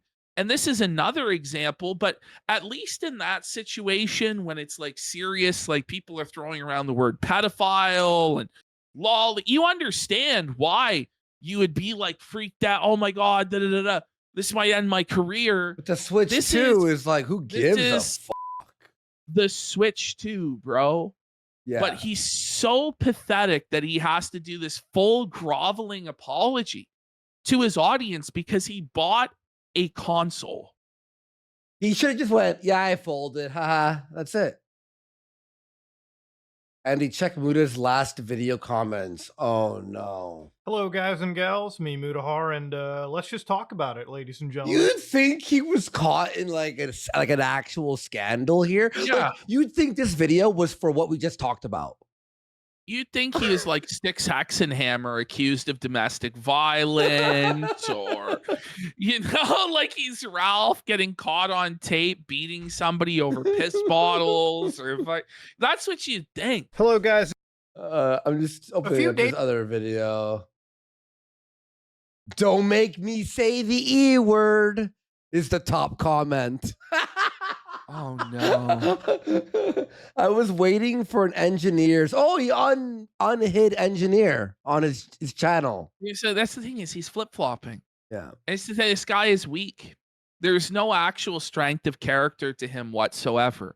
And so he's just going to get completely bent over, and just the brakes are going to get beaten off this guy bad, bro. Yeah, it's scary how realistic AI has become. You could almost say it's engineered.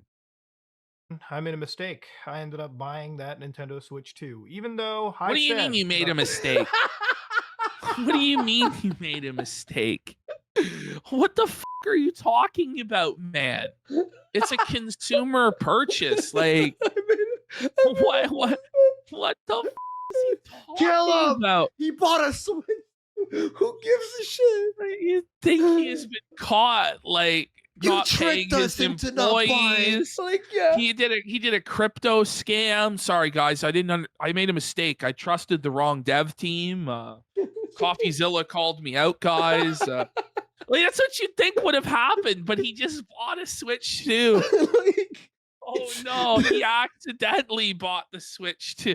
My credit card information on Amazon filled itself, and I thought I was buying a lamp, actually. You know what he should have said? That his brother bought it for him as a gift. Yeah, no, that's what he should have said. Listen, a family member thought I was into these Nintendos, and they bought it for me, guys, and there's nothing I could do. Yeah, exactly. I was going to hold off. I wasn't just going to go buy it outright. And there I was, going on a midnight release. Yeah, no. Oh, so it was he, bro? Bro. He's waiting in line for the midnight release, At buddy. 11:58, he posted a tweet. I'm in line. Oh my Midnight. God. What were the responses to that? They're like, "Are you crazy? What?" And then it's like, but then he could have got out of line.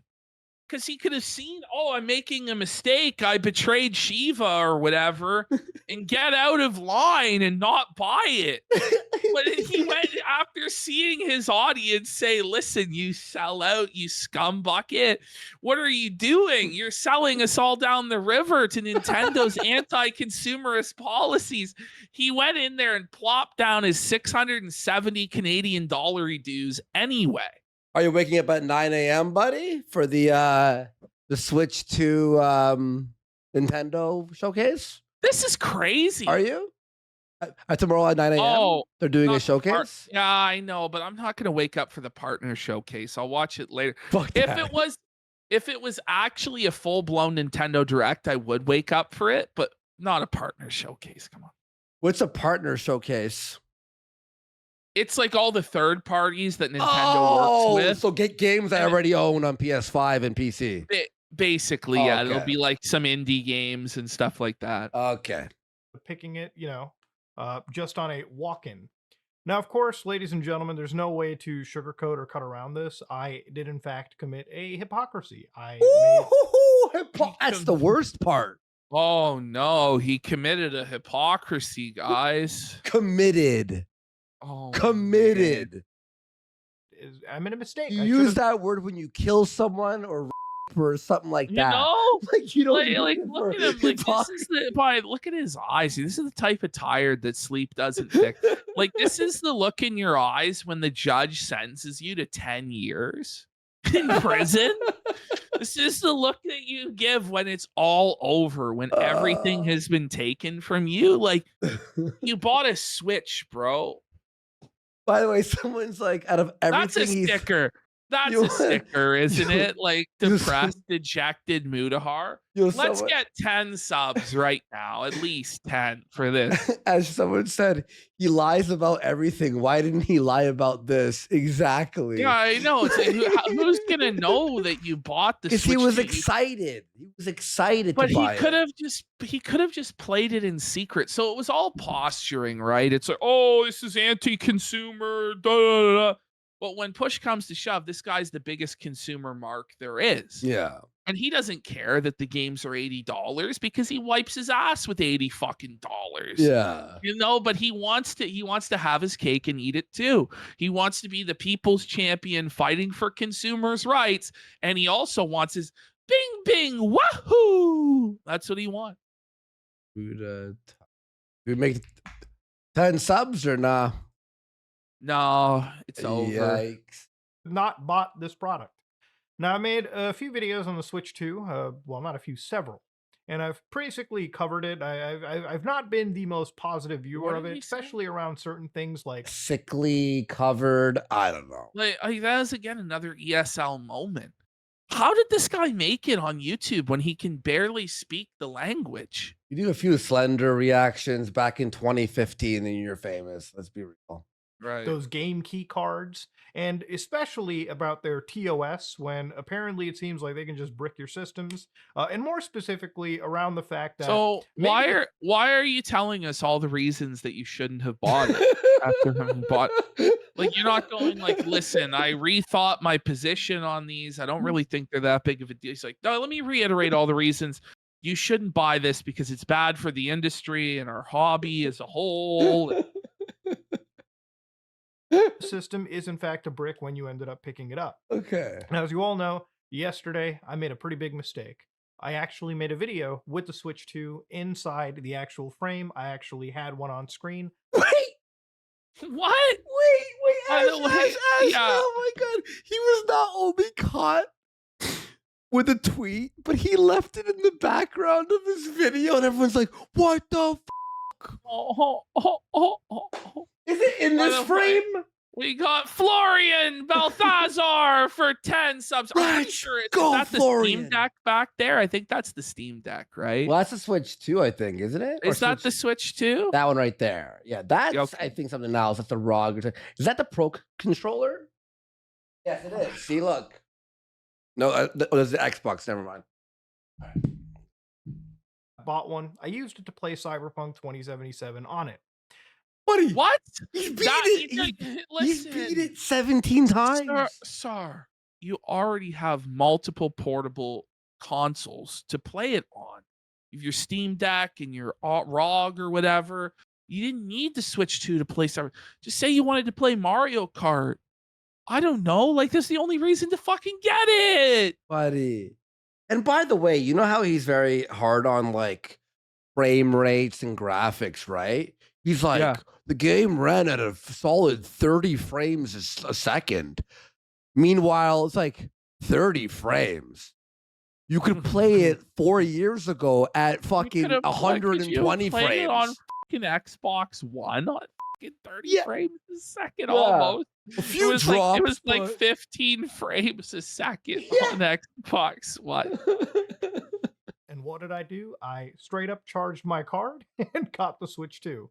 And for that, it's actually a pretty big apology. Like, there's no way to really say anything. There's no really any way to sugarcoat it. It's an actual mistake. You know, you can sit and blame other people, but ultimately, you know, I think how could you blame another person for it?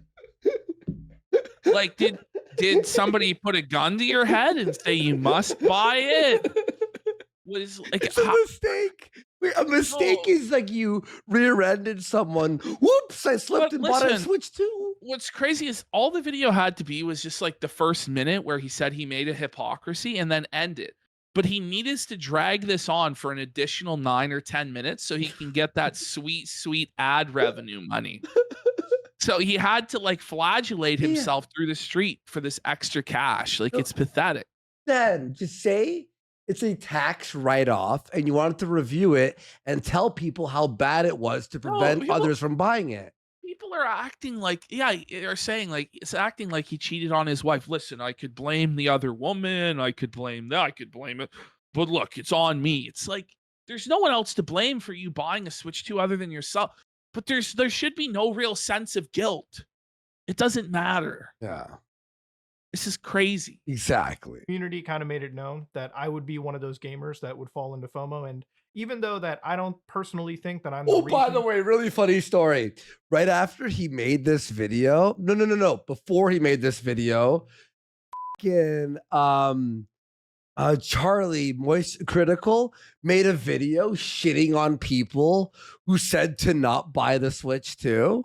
Who were telling the audience, don't buy it. And then so everyone thought that Charlie made the video against Muta, but Charlie had no idea. Right. So then Muta released this apology video because Moist Critical made his video. So he's apologizing to Charlie. What a coward, buddy.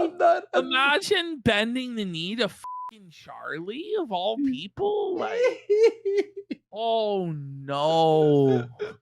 That video games have just gotten more expensive. Ultimately, the actions that I did do contribute to the fact that video games would have gotten more expensive, or at least the aspect of it would become more normalized. And ultimately, there's really no other way to, just apologize and say that I'll do better moving forward. What do you mean you'll do? What do you mean you'll do better moving forward? Are you going to return the Switch 2? No. You just say to your audience, you go, "Fuck you, like, I bought it." On Switch 3 launch, he won't buy it, or does he mean now he won't buy games for his Switch 2? He'll buy every game. What does he mean he's going to do better? Like, this doesn't make any sense. Imagine Muta just went like this. Yeah, I bought it. Are you going to cry about it?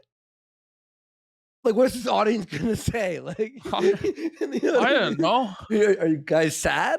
To be fair, the biggest sigh of relief for me is to sit over here and apologize for purchasing a video game system, right? There's a lot of things a that sigh of YouTuber relief can do that would be very illegal, very wrong, ethically, not even just. Yeah. Whoa. This did not age well. Oh no. Wait, so now you should do just legally that I could sit down here and apologize for. And that let's see the new apology because what you've done is beyond. No, but hold on. Did he not just admit to doing a whole bunch of unethical and illegal things? No.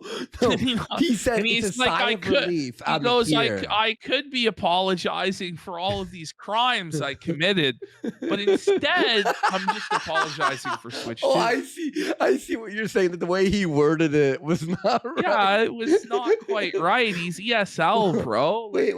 No. I think he was actually being honest because he knew the engineer stuff. Listen, I've committed multiple crimes, and there's, some people are going to find it at some point. It's the only thing that I've really thanked God today for not doing. I Do could you believe in apologize for God? No. Stop, man. Why are you invoking God in this, bro? Leave God out of you buying the Switch 2.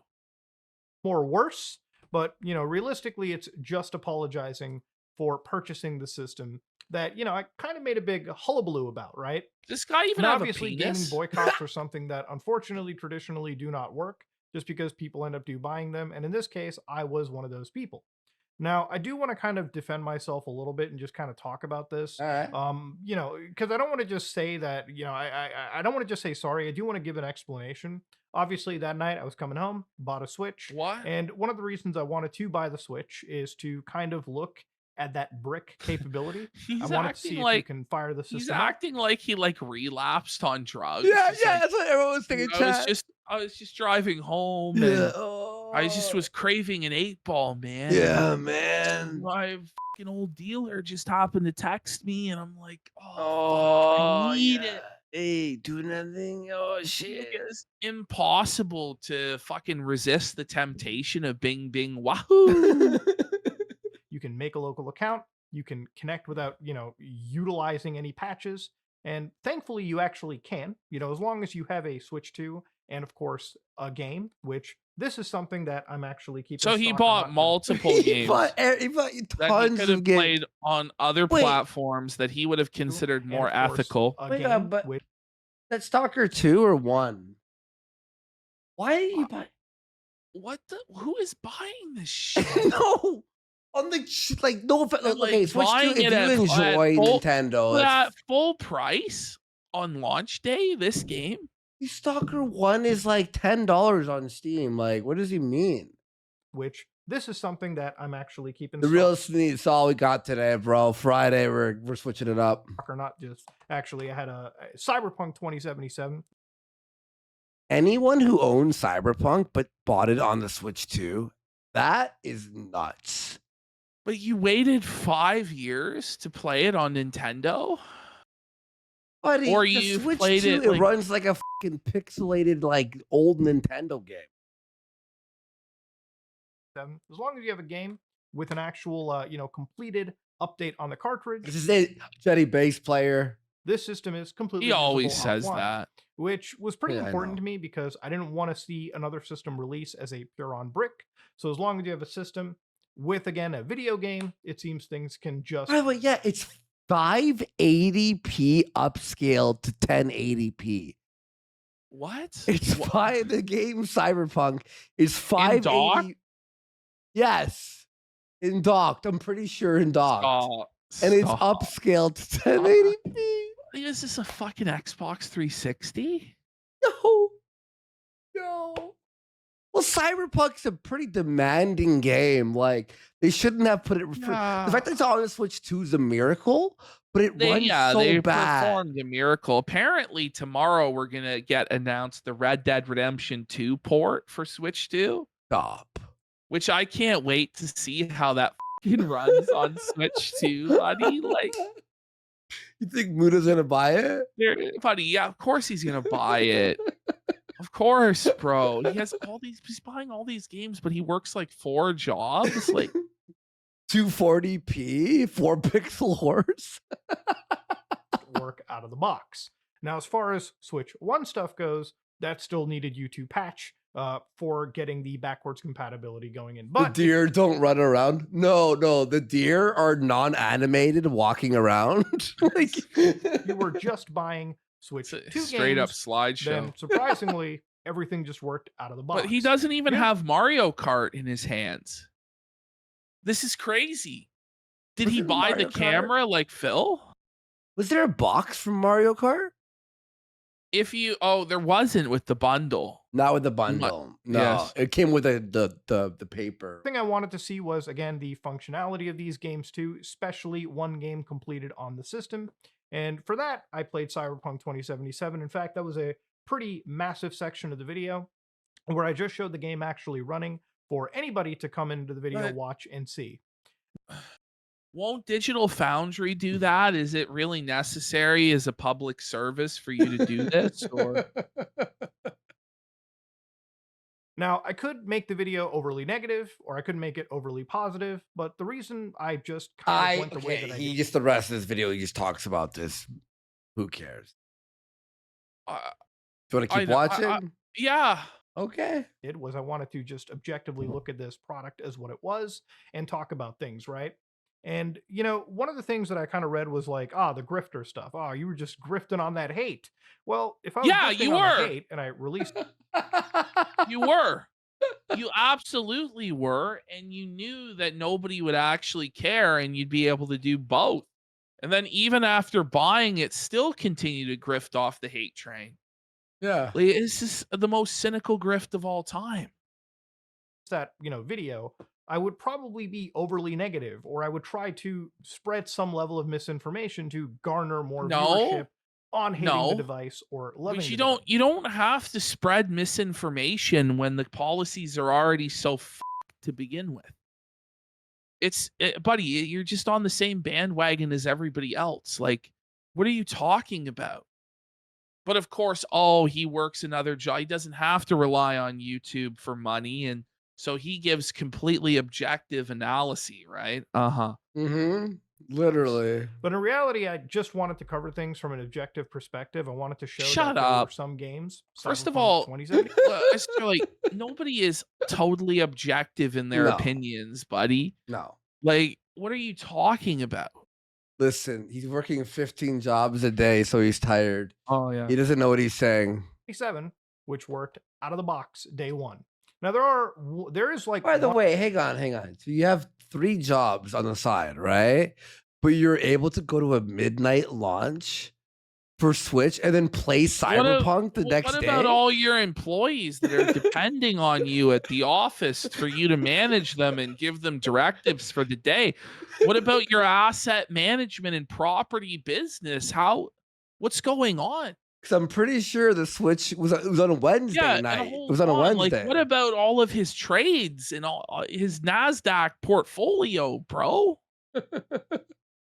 Another game, or I think actually 3 other games. He locks himself in the office. He hasn't taken a day off in years, but he had all this time to play all of these games on Switch 2 and evaluate the benchmarks of them and how they ran and everything. I've only beaten the first like tournament in Mario Kart and the first 3 layers in Donkey Kong. I'm in the snow layer and I've had the Switch for a long time. Games, all from Nintendo, that all come pretty much on the cartridge, being Mario Kart World. Look at this. Legend of the Zelda. camera going intentionally. He did that on purpose, bro. He intentionally put it out of focus to like show he's a common man. No, he actually did. This is such fucking bullshit, bro. This is both like on the cartridge. I think actually 3 other games, all from Nintendo. That, to be fair, I think it's the lighting change because these old Logitechs sometimes. No, buddy. He has somebody behind him that's adjusting it, and he had a code phrase. Everything about this guy is a fabrication. Everything is fraudulent, and everything is calculated for effect. It's all lies. All come pretty much on the cartridge, being Imagine Mario Kart like, World. You're a million subscribers, right? Millions and millions, and you don't re-record. That's where it's just like, right. But he's got a job. He has to film quickly. Okay, buddy. It's all to show he's so above it all. He doesn't care. This is all just a hobby because he runs 4 different 9-to-5s at once. And Legend of Zelda, both Legend of Zeldas, and they all just come pretty much without that game key card stuff. So one of the things he bought both Legends of Zeldas for the Switch 2 at 130 each. Yeah, 130 Canadian dollars a piece for Muda here. And it's like, so bro, you spent thousands of dollars enabling even their worst policies, like re-releasing fucking years old games for more than they charged for it at launch. Like substantially more. It's crazy when you say it like that, buddy. Obviously buy the game key card stuff. Like, I didn't go out into the store and purchase those gimped copies that I was speaking so much against, which again, I only really talking about. It's all fucking gimped, buddy. Holy fuck, man. This is basically a Switch 2 segment at this point. One game that was of any interest to me, just so I can show it in the video. And ultimately, regardless of what I'm saying over here, all of that is still a mistake. I was hypocritical. I bought a device that, I actually shouldn't have. I contributed to, unfortunately, a bad practice in the gaming industry. Yeah? Right, which was supporting this Nintendo system. I did What want are to you cover it gonna from do? a review perspective. I did want to... He needs to sell his Switch. What are you gonna do to make this right now? No, I'm pissed off. No, it's like you don't get to like, oh, this is so bad for the industry, and people are going to get screwed, and people are going to get priced out of gaming, and whoa, whoa, whoa. And then admit that you bought the console, bought like 6 games, bought a $115 copy of Legend of Zelda Breath of the Wild. I'm sorry. You bought Breath of the Wild for $115, you fat sack of shit. You don't get to pretend like you're a champion of the consumer anymore. F you. Yeah. No, but he's apologizing. Right? He's got to give it away. Yes, give him away. Yeah. Or No, hammer. This guy's got in chat. If you admit doing a bad thing and then don't do anything to remedy it, you're basically bragging that you did the wrong thing. And there's nothing anyone can do about it to hold you accountable. Because it's not like he's like, listen, it's really not that big of a deal. He's still being like, listen, this is so bad for the industry, but I did it anyway because I just couldn't control myself because I'm a consumer. But I expect all of you out there to control yourselves and not buy this. And it's like, this is exactly how we get these problems in the industry because no one can control it. Listen. Great if point. This is our champion, if this is our hero that's supposed to be leading the way and being this shining example, this shining star, and even he can't do it, but not only that, not only can he not live up to his values, he can't even hide that he's fucking doing it. Like, at least when the televangelists hookers and do drugs, they try and hide it. Yeah. He just outright posted himself outside of the fucking GameStop. It is like, look here, guys, I ordered the hookers and blow. Yeah. Right. Okay. So we're then. Cover it just from the preservationist perspective to see if a lot of those alarm bells that were ringing literally days before the system was actually launching were actually valid alarm bells. But ultimately, look, at the end of the day, there's nothing I can say to, not accept actual. I can't turn his volume up. This is Max, bros. I'm sorry. Well, because he's a garbage YouTuber. He's an audio engineer, I'm sure, a video engineer. Let me see. This guy's he's a fucking editor, guys. Here. His content's fucking trash. I'm sure I could boost up here. Let me just do this. Better? Engineer, purchasing the system when I made a big hullabaloo about it. Yeah, he's better. And ultimately, for that, I do completely apologize. There's no joke, no fun you can make in this manner. I what do feel you like mean? Ultimately, there's a lot of fun that you could have with this. Like, this is not really that serious, but you've made it serious. And now it's okay. Well, then you should be fucking crucified. Put the nails through his hands and through his feet. And let him asphyxiate on his own blood over the course of several days while vultures peck out his eyes. Fuck him. Know how he should put it all in a bonfire. You know what he should do? He should burn it and go, look, guys, see? You know what? You were right. I was an idiot. I'm burning this. And all of you should not buy Nintendo. And then secretly buy one after you're done the video. No, listen, this whole thing, he could have done all of this in secret. Yes, he didn't. Listen, I'm saying, like, he didn't make any attempt to even conceal his hypocrisy and his evil decision to enslave children in the third world to build this console for him. Yeah. Let's be real. There's no ethical. I mean, if we're going this far, right, we may as well say, look, Mutahar is directly responsible for Chinese children having to build this device, and he's directly responsible for the sewer nets at the factories and da. I don't understand why people are mad at him for buying the Switch 2 because he made multiple videos saying that you can't buy the Switch 2 or else you're anti-consumer and you're supporting their practices. The African slave children harvested the computer chips with their bare hands, lost fingers for him to be able to play this Switch 2. The blood of those African children is on Mutahar's hands. Yeah. That's for that, and that's what I do. Now, if you're somebody that, is, looking at the me, harvesters of sorrow, and, you don't want to watch my videos anymore because you don't like me anymore because of the Switch 2 stuff, then I'm sorry. I'm gonna have to wave bye. We're gonna have to wave bye at each other. I thought you were family with all your. Wait a minute. I thought you were a it family would member. break your heart to even lose one subscriber, and they are what gave your life meaning. And now you're like, bye-bye. Bye-bye. Fuck I you. gotta switch too. You really thought I believed in all that bullshit I was telling you all these years? Sucker. F you. I already have my money. I'm pulling up the ladder, and f the rest of you. Shit. It's nice. All I can really do is say I'm sorry. That's really all I can do. I can't just Didn't whip he say, myself. by the way, You could sell you the could. system. No, you actually could whip yourself. You actually could fashion a whip and whip yourself through the streets as penance for this. But this guy said he would take a bullet for us. He said he would die for his audience. And yet, he couldn't even not purchase the Switch 2, or at least purchase it in secret, so as not to undercut all of his preaching against the Switch 2. But he'd die for you, take a bullet for you, an anonymous stranger online. Oh my god. Isn't that crazy though? That's what we're witnessing. Bro, this is fucking nuts. Something to self-flagellate myself just for the camera at this point.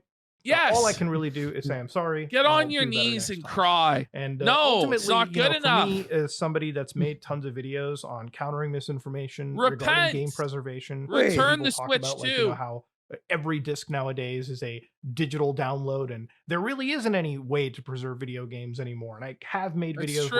where I've talked. Oh, but you're gonna support a system that has digital downloads and they could brick your system, but of course he's going to, because this is the only thing that actually gives his life meaning, is playing his fucking children's games. Bing bing wahoo. About this, I've corrected the misinformation.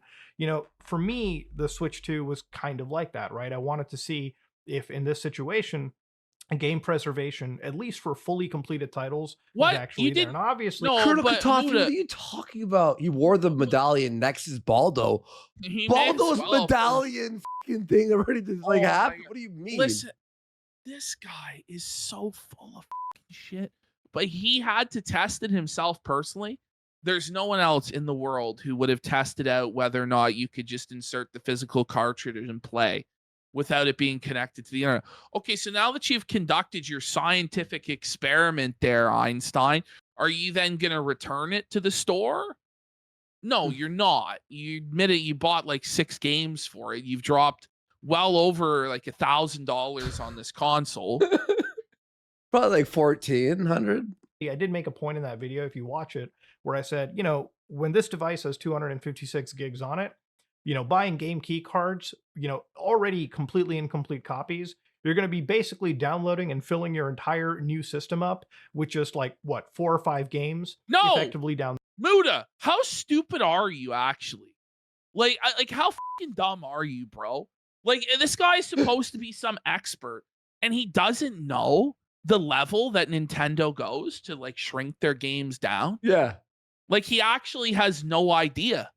Like, he really just doesn't know anything. I was He's able just to dumb. fit my entire Switch 1 library from digital download onto my fucking Switch 2. Like literally Yeah. every fucking game. Like Listen, brrr. 256 gigabytes on Switch 2 is pretty adequate. Like, you need access to everything digitally at all times. Yeah, but here's the thing there's is, Ash, always the option to expand it. or Ash, how slow are people's internets? You can't just wire it in and download the game. Do you need all 900 games all at the same time? Oh, that's what I'm saying. Like, it takes like fucking 20 minutes to download a game. Exactly. Take a Like, piss, it's take a not- shit, eat something. It's done. the road. And that's going to become a pretty huge Yeah, if all stuff goes all this over a Switch 2. I know, right? Like, problem, not just for game preservation, but for the average person that, probably isn't also going to spend $80, $90, $70, whatever to buy external media for the system. These are all things that I did talk about in the video, and these were kind of the most important things for me too. But it's all like a luxury, right? Like these are luxury goods. These are not things, they're not necessities that people need to survive. And it's like we're talking about a luxury on a luxury good, that there's more hardware space. And it's like there's an option if you have money to expand it. It's not enough. They need like what are we talking about here, man? It has to be 1 terabyte. The entire buddy, my ROG only has like 400 gigs, I think, or 350. It's not that much more. It's a ROG for. The other thing was obviously seeing how a game like Cyberpunk 2077 could run on a newer ARM-based chip device. Now, ultimately, as part of my apology, all I can really say is, look, at the end, I am sorry. I probably shouldn't have contributed to... No, you're not. You're not sorry at all. In fact, you're making even more money off of this apology. And let's be real, you planned this the whole time. You planned it the whole time. You planned that you were going to farm outrage both ways. You were going to farm engagement by saying you're against the Switch 2 and then purchase the Switch 2 so that you could make this video to make even more money. That's what you did. And I don't believe anything this guy says. Yo, bro. He's basically a review tech, isn't he? He's more evil than review tech. Whoa. He really is. Like at least review tech is high and stupid. Like yeah, review tech doesn't lie. Like he does lie, but like he lies like to save his ass. This guy just lies for no fucking reason whatsoever. He just lies to lie. Like it's kind of crazy. Review tech, bring it up. Review tech dub. Nintendo's dog shit in video gaming, but ultimately I did, and you know I'm one of the bad people in this process. Now, do I think that I'm you're a most bad evil person in the world? Why would you admit to being a bad person for buying a game console? Who gives a shit? Oh man, people take this shit so seriously. It's like fucking who fucking cares? No, I don't think that, and I don't even see really anybody saying that. But as far as being hypocritical and bad for gaming, I can definitely see how I've contributed to that, and for that I just really humbly apologize. And I could talk a little bit about the game preservation angle. Maybe it was worth showing. To me, if there was something really game preservation angle, what is he talking about? Anything about it in this device? I'm saying you're saying he's repeating so because he knows, by the way, that there's still 2 minutes left until that sweet 10-minute marker, and he needs to get there. And he's gonna do anything and everything in his power to ensure that he can have multiple ad breaks on this apology. Warranted purchase, because then I could at least alert some He's people talking that yeah, so this thing slow. is actually a confirmed brick. Yes, actually, all these games, even the ones that ship completely on cart, don't just work day one. These would be pretty huge points. But when I actually got the device and I tested it myself, I couldn't find that to be the case. So it was really just. By the way, this whole day one shit, it's like it's not just Switch 2 though. Every game now is not finished when it's released. Like, oh, I want to play it right out of the box. Yeah, and then get every glitch known to man. The thing is, like, I was a real believer in physical, but in reality, now it just doesn't matter. No, all you're doing is wasting your fucking time. You're wasting space in your fucking house. It doesn't even come with an instruction booklet at this point. Yeah, I'm too lazy to physical too. And it's the thing too. It's like, listen, you got to get up every time to switch the disc or the fucking cartridge. And you scratch the disc by accident. Now it's fucking glitching. That's the thing. Like, it could be destroyed. You could have a fucking flood or a natural disaster destroy your entire collection. Whereas if it's digital, now it's like, even if your console gets fucking bricked or whatever, you get a new one and re-download the library. I don't know, man. It's just like the reality is in today's day and age, it's not very convenient to be a physical collector. And there's no guarantee. In fact, it's the complete opposite, that you're going to be able to play those physical games in 10, or if it's not like it used to be, where it's always going to exist and you'll always be able to put the cartridge in and hit the power button. So I don't know, like, so he says, L-Take, listen, I wish that physical games actually had the game on the disc or on the fucking cartridge, but they don't, bro. They don't. It would and I don't have any control over that, bro. it would also have to be that you have to buy the game after it's been out for a month. Because let's be real, games are so complex now that some people will play games and find a glitch that it was impossible to find. Here's the thing. Of course, you don't actually own the digital games either. Oh, yeah, and then, no. of course, they can nuke your account for whatever fucking reason. They can do whatever they want to you. But the reality is that going forward, you don't really have a choice. And it's over, bro. And also, I will say this to people, like, I don't know. I guess I'm just a casual gamer, but like, how often do you go back and realistically play games that are 10, 15 years old that you have sitting on your shelf? I know you say, oh, no, I will go back and play that.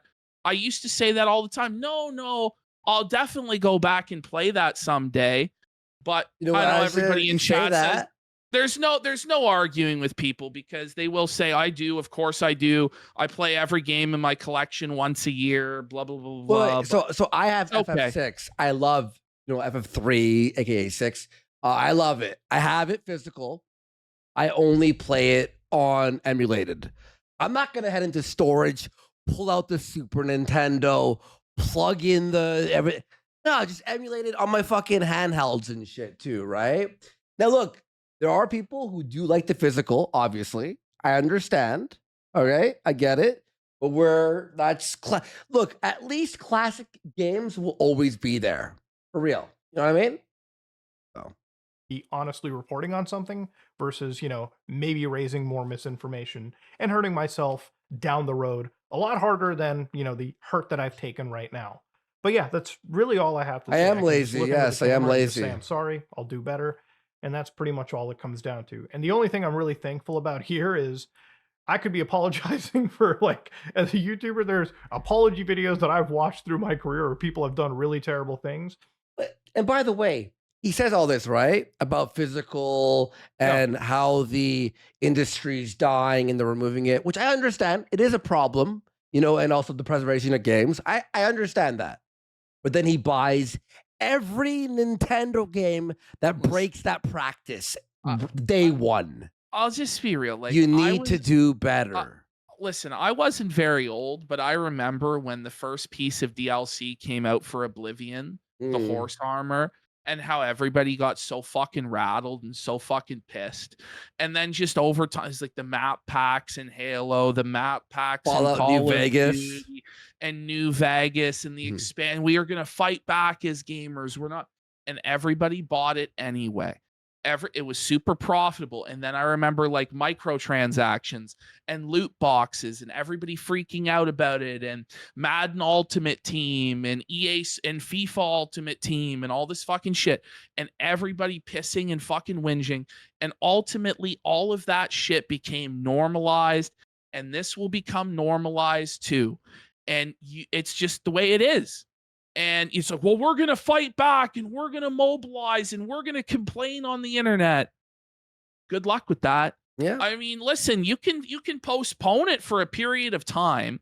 Like, when Xbox One came out, there was such a backlash against what Don Matrick was saying, where it always has to be online and, you're not going to be able to share your games. But Nintendo is like normalizing shit like that with like the digital cartridge shit or whatever is basically the same as you can't share your fucking games. And there are motherfuckers who are going out and buying used copies of Switch 1 games, putting it in and getting their console fucking bricked. And so I just don't know. Like, I understand, like, do what you want, fight the good fight, say whatever. But I know the reality is that the people who buy games are like Mutahar. And no matter what they fucking say, they're going to buy this fucking shit anyway. So to me, it seems very fucking pointless. And you got to remember, the vast, vast majority of these companies' profits right now come from whales like Darkside Phil that buy every fucking skin in games, that buy the battle pass, that buy the fucking DLC. The reality is the single player experience where you pay $60 fucking for a game, they don't matter anymore because they know that there's somebody like Phil that's going to dump $20,000 in. So why would they even fucking appeal to you anymore? And ultimately, this might be You can't talk shit about me playing anything at this point. the worst things that I've done. You're right, Ashton. Which You're genuinely right. is support bad. Everyone's gonna buy it. I'm gonna buy it. I scream, I'm not gonna buy this game, and I buy it every time. Let's be real. This guy says major game studios are getting felted by Schedule 1. What does that mean? Schedule 1 is a drug simulator. It's a funny game, but it's like a drug, simulation. Like you sell drugs. It's really fucking fun, and ironically, very addicting. And that game a lot of AAA games. So he's right about that. Yeah. Well, there is like a whole wide world of indie gaming, that does exist. Yeah. But the vast majority of people don't really care about it, in my experience. But game practices. No, what ends up happening though? It's sold over 10 million copies or some shit. It's ridiculous. What ends up happening in the indie gaming space though is it all becomes really derivative. Like there'll be like an indie game that comes out that is very innovative, but then there's like a million copycat clones around it that like flood the fucking market. And it's like, it is, oh, wow, there's like so much opportunity for people to make whatever they want and put it out there. But it doesn't in practice actually end up that way, in my opinion. You know what's funny? Hang on, what's that thing called? Hang on, real funny. Let me see, what's it called? Okay. So I've bought all these AAA games, switched to OLED TV, all this stuff, right, Ashton? I got everything. Yeah. Everything that I ever want. But I'm playing right now a game called Big Ambitions, which you would think was made by AI. So I've bought all the greatest AAA shit. And I'm addicted to this game that's like the biggest like flop ever. So it's just funny how it's like Big Ambitions is fucking Kino. It is Kino, and it looks like it's made by AI. It's so sick, though. I don't know. Again, take everything I say with a grain of salt. I'm not going to say I'm like the video game industry expert or anything like that, but these are just my observations. Yeah, those I'm telling you, Big Ambitions, so addicting. Videos where I say I'm not going to be best buying game a Nintendo ever. Switch, day one at least.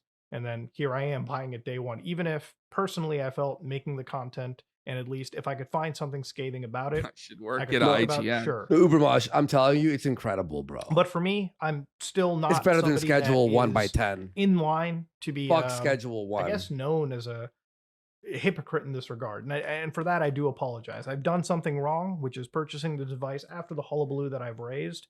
Oh and, my god! For that, all Look I can at do him. is honestly just apologize.